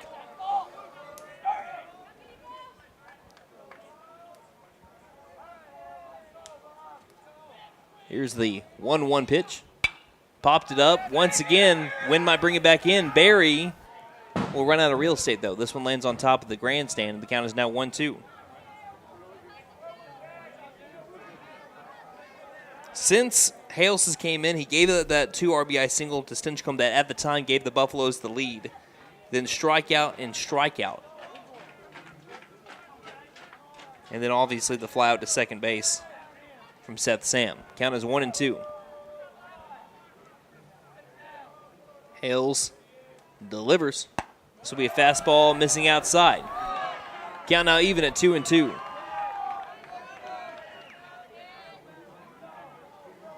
Warriors 2 outs away from sweeping the Buffaloes. The pitch. And did he go around? They're going to say no. Again, he kept the bat barrel back. Great control from Caden Lusnow. The count is full at 3-2. Nearly went after that one. Trying to get a base runner on right now, the Buffs. The payoff. Hales will say no. Curveball got him on the outside corner, and Hales yells at the McAlester dugout. 2 down, bottom of the 7th inning. Ethan Gillespie comes up to the plate. McAllister's last hope.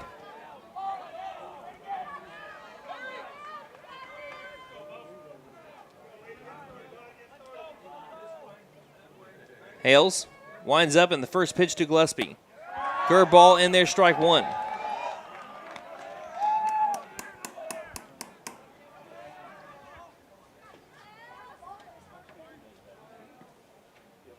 The 0-1. It's going to miss up eye level. Count evens up 1 ball, 1 strike.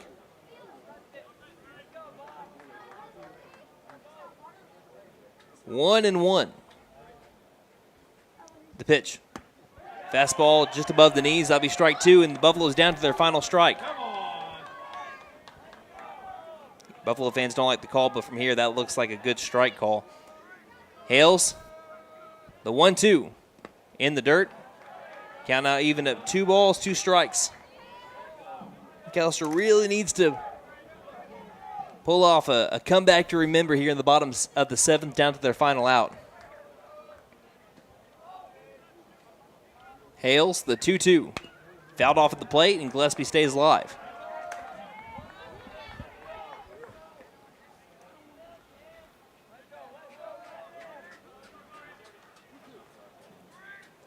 Count still 2-2. And the pitch. Chopper, third base side. On the hop, third baseman grabs it. Gilbert across the diamond, throws it away.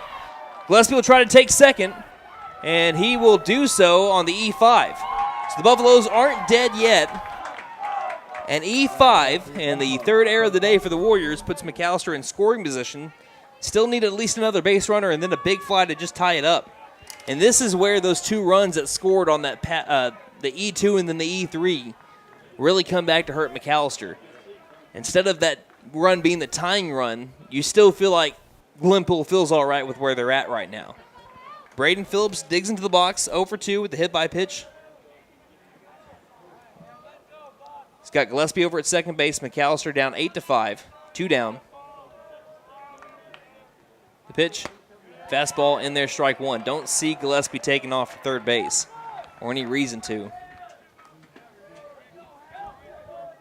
So right now, although he needs to score for McAlester to come back and tie this one up or take the win, him getting to third right now is not part of the plan. especially at this moment of the game. The 0-1 pitch is about to come up from Hales. The pitch, fastball outside corner again, strike two. Phillips doesn't agree with the call, and the count is 0-2 on Braden Phillips. Buffalo's once again down to their final strike.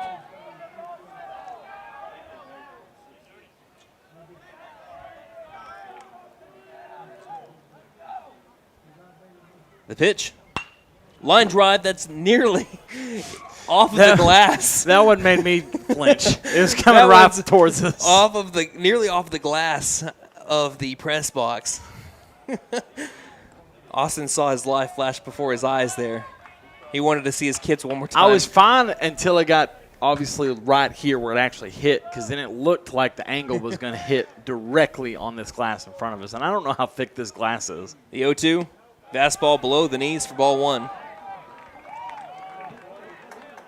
Count still 1 ball, 2 strikes. Gannon Mullins is on deck. Gunnar Hodgel had a big RBI double earlier. He's in the hole. Should McAlester hand it off to the next guys? 1-2 the count. And the pitch from Hales. Once again, Phillips staying alive. Fouls it off into the parking lot. Still 1-2.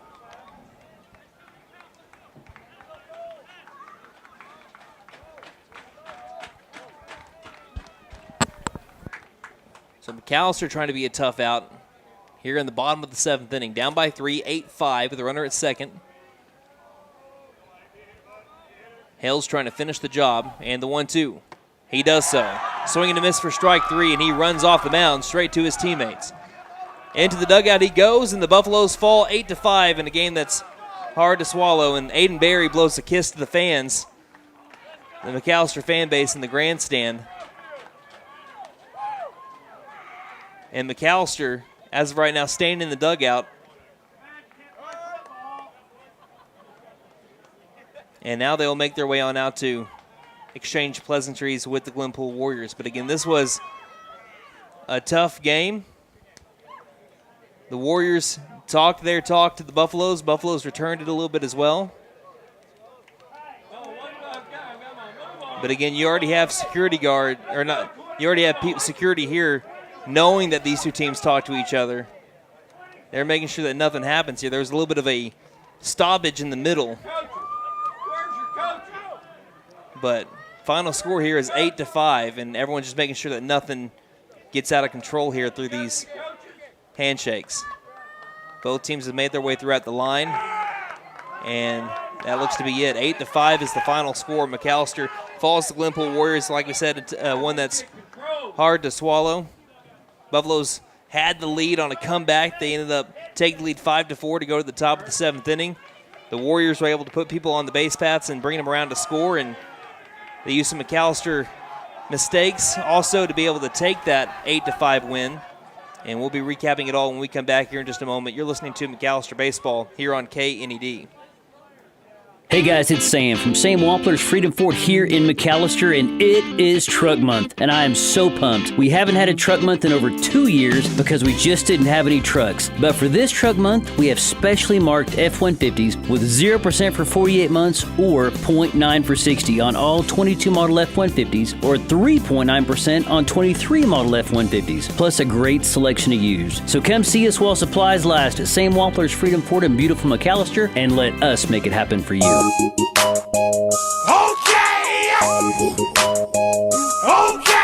Tire and Auto says come meet our new owner, Dylan Hackler. We're a Michelin dealer and we're stocked up with Cooper, Toyo, Hankook, and Max's Buckshot Mutters and Farm and ATV tires. Tire light on, we can fill your tires with nitrogen. We do brakes, alignments, struts, and oil changes too. You'll appreciate our fast, friendly service. All work's guaranteed and estimates are free. OK Tire and Auto, 801 North 1st, McAlester. Call 918-423-2121. Good luck, Buffs. Have a great season. Everyone knows gas and water don't mix, but these April showers are rain and gas cards. Purchase any vehicle in the month of April and receive a $1,000 gas card. What did I hear you girls talking about? It was Maddie's idea, but what better way to show our customers our appreciation than to give them a $1,000 gas card? I always knew I was the smartest. Don't forget to tell them Maddie sent ya. Benton Nissan is your best deal dealer. Learn more at bentonnissan.com.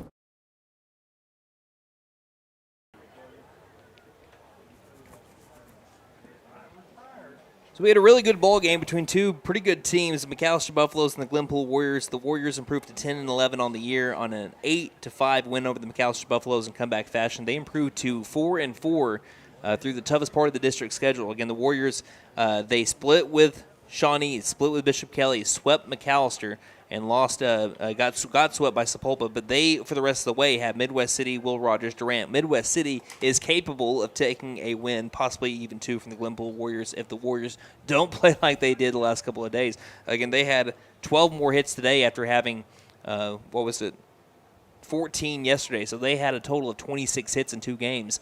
Again, talking about the Glenpool Warriors, they win most of their games with pitching. That's what we've seen so far. They have totally changed that narrative over the last 2 games with being just hot at the plate 1 through 9. It really wasn't the base hits. They had a couple in the 7th inning, but it really wasn't the base hits that ended up giving them the 4-run lead.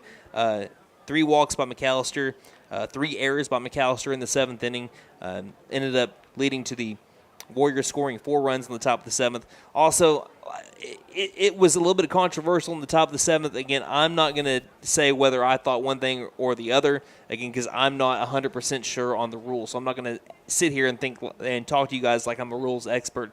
There was, if this is a rule, which I'm going to definitely go back home and look at the rule book after tonight, people thought there might have been batter's interference on the throw. That was a wild pitch. Phillips got it, was coming back over towards the runner. Runner jumps over Phillips to score, but Phillips had to end up tackling the batter that was in the box to be able to get to the runner over at the plate. The batter made no attempt to get out of the way. After the home plate umpire and field umpire come together, they call him safe. Coach Mullen spoke with both umpires for a little while. Call was still safe. That tied the game. Buffaloes get a quick out after that, and that would have been, at the time, I think, out number 3. So the Buffaloes feel like they had the game won, but then when you have one thing that doesn't go your way and you think that there's a call that doesn't go your way, things start to snowball, and that's what you started to see in the top of the 7th inning. And the Warriors took advantage of that. And credit to them in the bottom of the 7th inning. They didn't do the same thing that McAlester did. They did allow 1 runner via an error, but they stayed composed and they ended up getting the win. But a tough game between 2 teams, and you hated to see it end. I mean, of course, a lot of people watching right now are listening McAlester fans, but you hated to see the way that it ended if you're a McAlester fan with a loss, but also just a lot of stoppages in the top of the 7th inning instead of just a quick, like a hard-nosed back-and-forth game in the 7th. You didn't want to see, I don't know, just like a controversial, hey, this thing could have happened if this thing changes, this happens, but that's neither here nor there. The Buffaloes had the chance to be able to score more runs earlier in the game as well, just couldn't cash in. But you have to still give major kudos to the Buffaloes. They have not been able to really do anything against the Warriors for, at that point, was 10 straight innings. And they come in the bottom of the 6th inning. Seth Sam hits a home run, jolt of energy through the McAlester dugout.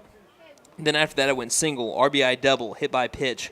Pop out for a bunt, then an RBI double, and then a 2 RBI single for McAlester to take the lead. Just unfortunately couldn't close it up. And they really, I mean, we're going to be looking back at this game because at the end of the year, you're going to be looking back, and then McAlester just barely misses the 3 or the 4 spot, because right now they are really behind the 8 ball at 5-3 now in district play to be able to host. It's still there. It's absolutely still there. Shawnee split with Glenpool. Bishop Kelly split with Glenpool. If you can sweep one of those 2 teams and you're looking at a certain record, same way with Bishop Kelly Comets and Shawnee Wolves, both of those teams have not played the Sepulpa Chieftains yet. You could still definitely host. That is still there. You might need a little bit of help later on, but if you're looking at the rest of the schedule, you're looking at, man, this game, if you could have got that win, that could have changed some things up. But again, you can't dwell on it. That's what we were talking about yesterday. It doesn't matter if you lose by 14 or if you lose by 1 in a game that you feel like you should have won. You have to be able to put this one behind you and then move on. That's just what has to happen. So Buffaloes are going to try and do that. They're going to have 3 more games later on this week, as they're going to be playing some non-district games against Tahlequah on Thursday at Tahlequah. A rare weekday game in the afternoon at 1 against Collinsville on Friday, and then a game at 1 p.m. on Saturday against Pryor. Their next district series is against Bishop Kelly. So, like we said, a lot of big-time district games coming up. McAlster's got to be able to put these behind them and move forward so they can try to get some wins. Again, if you can sweep Bishop Kelly, or if you could sweep Shawnee, or if you can sweep both, you're looking at yourself at not really being behind the 8 ball anymore, but you're facing your tougher district opponents the rest of the way. The Buffaloes have got to make sure that they go ahead and take care of business there. Easier said than done, but they can do it if they play more like they did in the 6th inning rather than they did the rest of the series against Glenpool. Let's look at our post-game stats brought to you by Beautiful Rooms Furniture. They offer brand-name high-end mattresses, including hybrid, sold at discount prices. Visit their showroom today for quality furniture at affordable prices. Starting off with the Glenpool Warriors, like we said, now 10-11 and 4-4 in district play. Bo Hales went 1 for 3 with an RBI, also recorded the win as he came in for relief in the 6th inning. Aiden Berry went 3 for 4 with an RBI. Braden Nelson 1 for 4. Bo Gilbert 0 for 5. Brandon Brown went 0 for 3. Denham Sands went 3 for 4. Easton Coleman went 2 for 2 with an RBI, including 2 doubles. Zach Treat went 0 for 4. Braden Cook went 2 for 3 with an RBI. The Warriors had 12 hits. They ended up striking out between Cook and Hale's 10 McAlester batters. They only gave up 2 free passes, and both of them were hit by pitches, 1 to Ethan Watkins and 1 to Braden Phillips. There were 3 Glenpool errors. McAlester drops to 10-8, their 3rd straight loss, now 5-3 in district play. Ethan Watkins went 0 for 3 with a few Ks. Seth Sam went 1 for 4 with a solo home run. Caden Lesnow went 1 for 4. Ethan Gillespie 1 for 4 with an RBI double. Braden Phillips went 0 for 3 today with a hit by pitch. Gannon Mullins 1 for 3 with a single in his first at-bat. Gunnar Hodgel went 1 for 3 with an RBI double. Spencer Stinchcomb went 1 for 3 with a 2 RBI single to be able to, at the time, give the Buffaloes lead in the 6th inning. And Tyler Phillips went 0 for 3. Buffaloes had 6 hits today. They had 5 strikeouts combined between Lesnow, Gillespie, and Watkins. There were 7 walks / hit by pitches by McAlester, and really when you look at the game, that is one of the biggest differences. 7 free passes for McAlester to 2 for the Glenpool Warriors, and 4 errors for McAlester, and the big difference at 3 coming in the 7th inning. So that's going to do it for us today. 8-5 McAlester falls to the Glenpool Warriors. Next game will be a couple days from now when they take on the Tahlequah Tigers over in Tahlequah in a non-district bout. We'd like to thank our board operator for tonight's game and the excellent work he did back at the KD Studios, Wyatt the Cadillac Kid, and also our camera operator and chiming in every once in a while, Mr. Austin Sweetwheat on the camera. Don't forget, sound. What would you call it? Audio analyzer. That sounds so good. And we'd like to thank our sponsors as well. The Bank & A, Patriot, Chrysler, Dodge, Jeep, and Ram, Best Western American, Freedom Ford, OK Tire and Auto, Fenton Nissan, First Realty, and WE Offered Propane. So one final time for Mike Deak Field in McAlester, Oklahoma. It was the Glenpool Warriors 8 and your McAlester Buffaloes 5. So until Thursday when the Buffaloes travel to Tahlequah to take on the Tigers, this is Brandon Green saying, just have a great night. Have a Buffalo night, everybody. Night, Harper.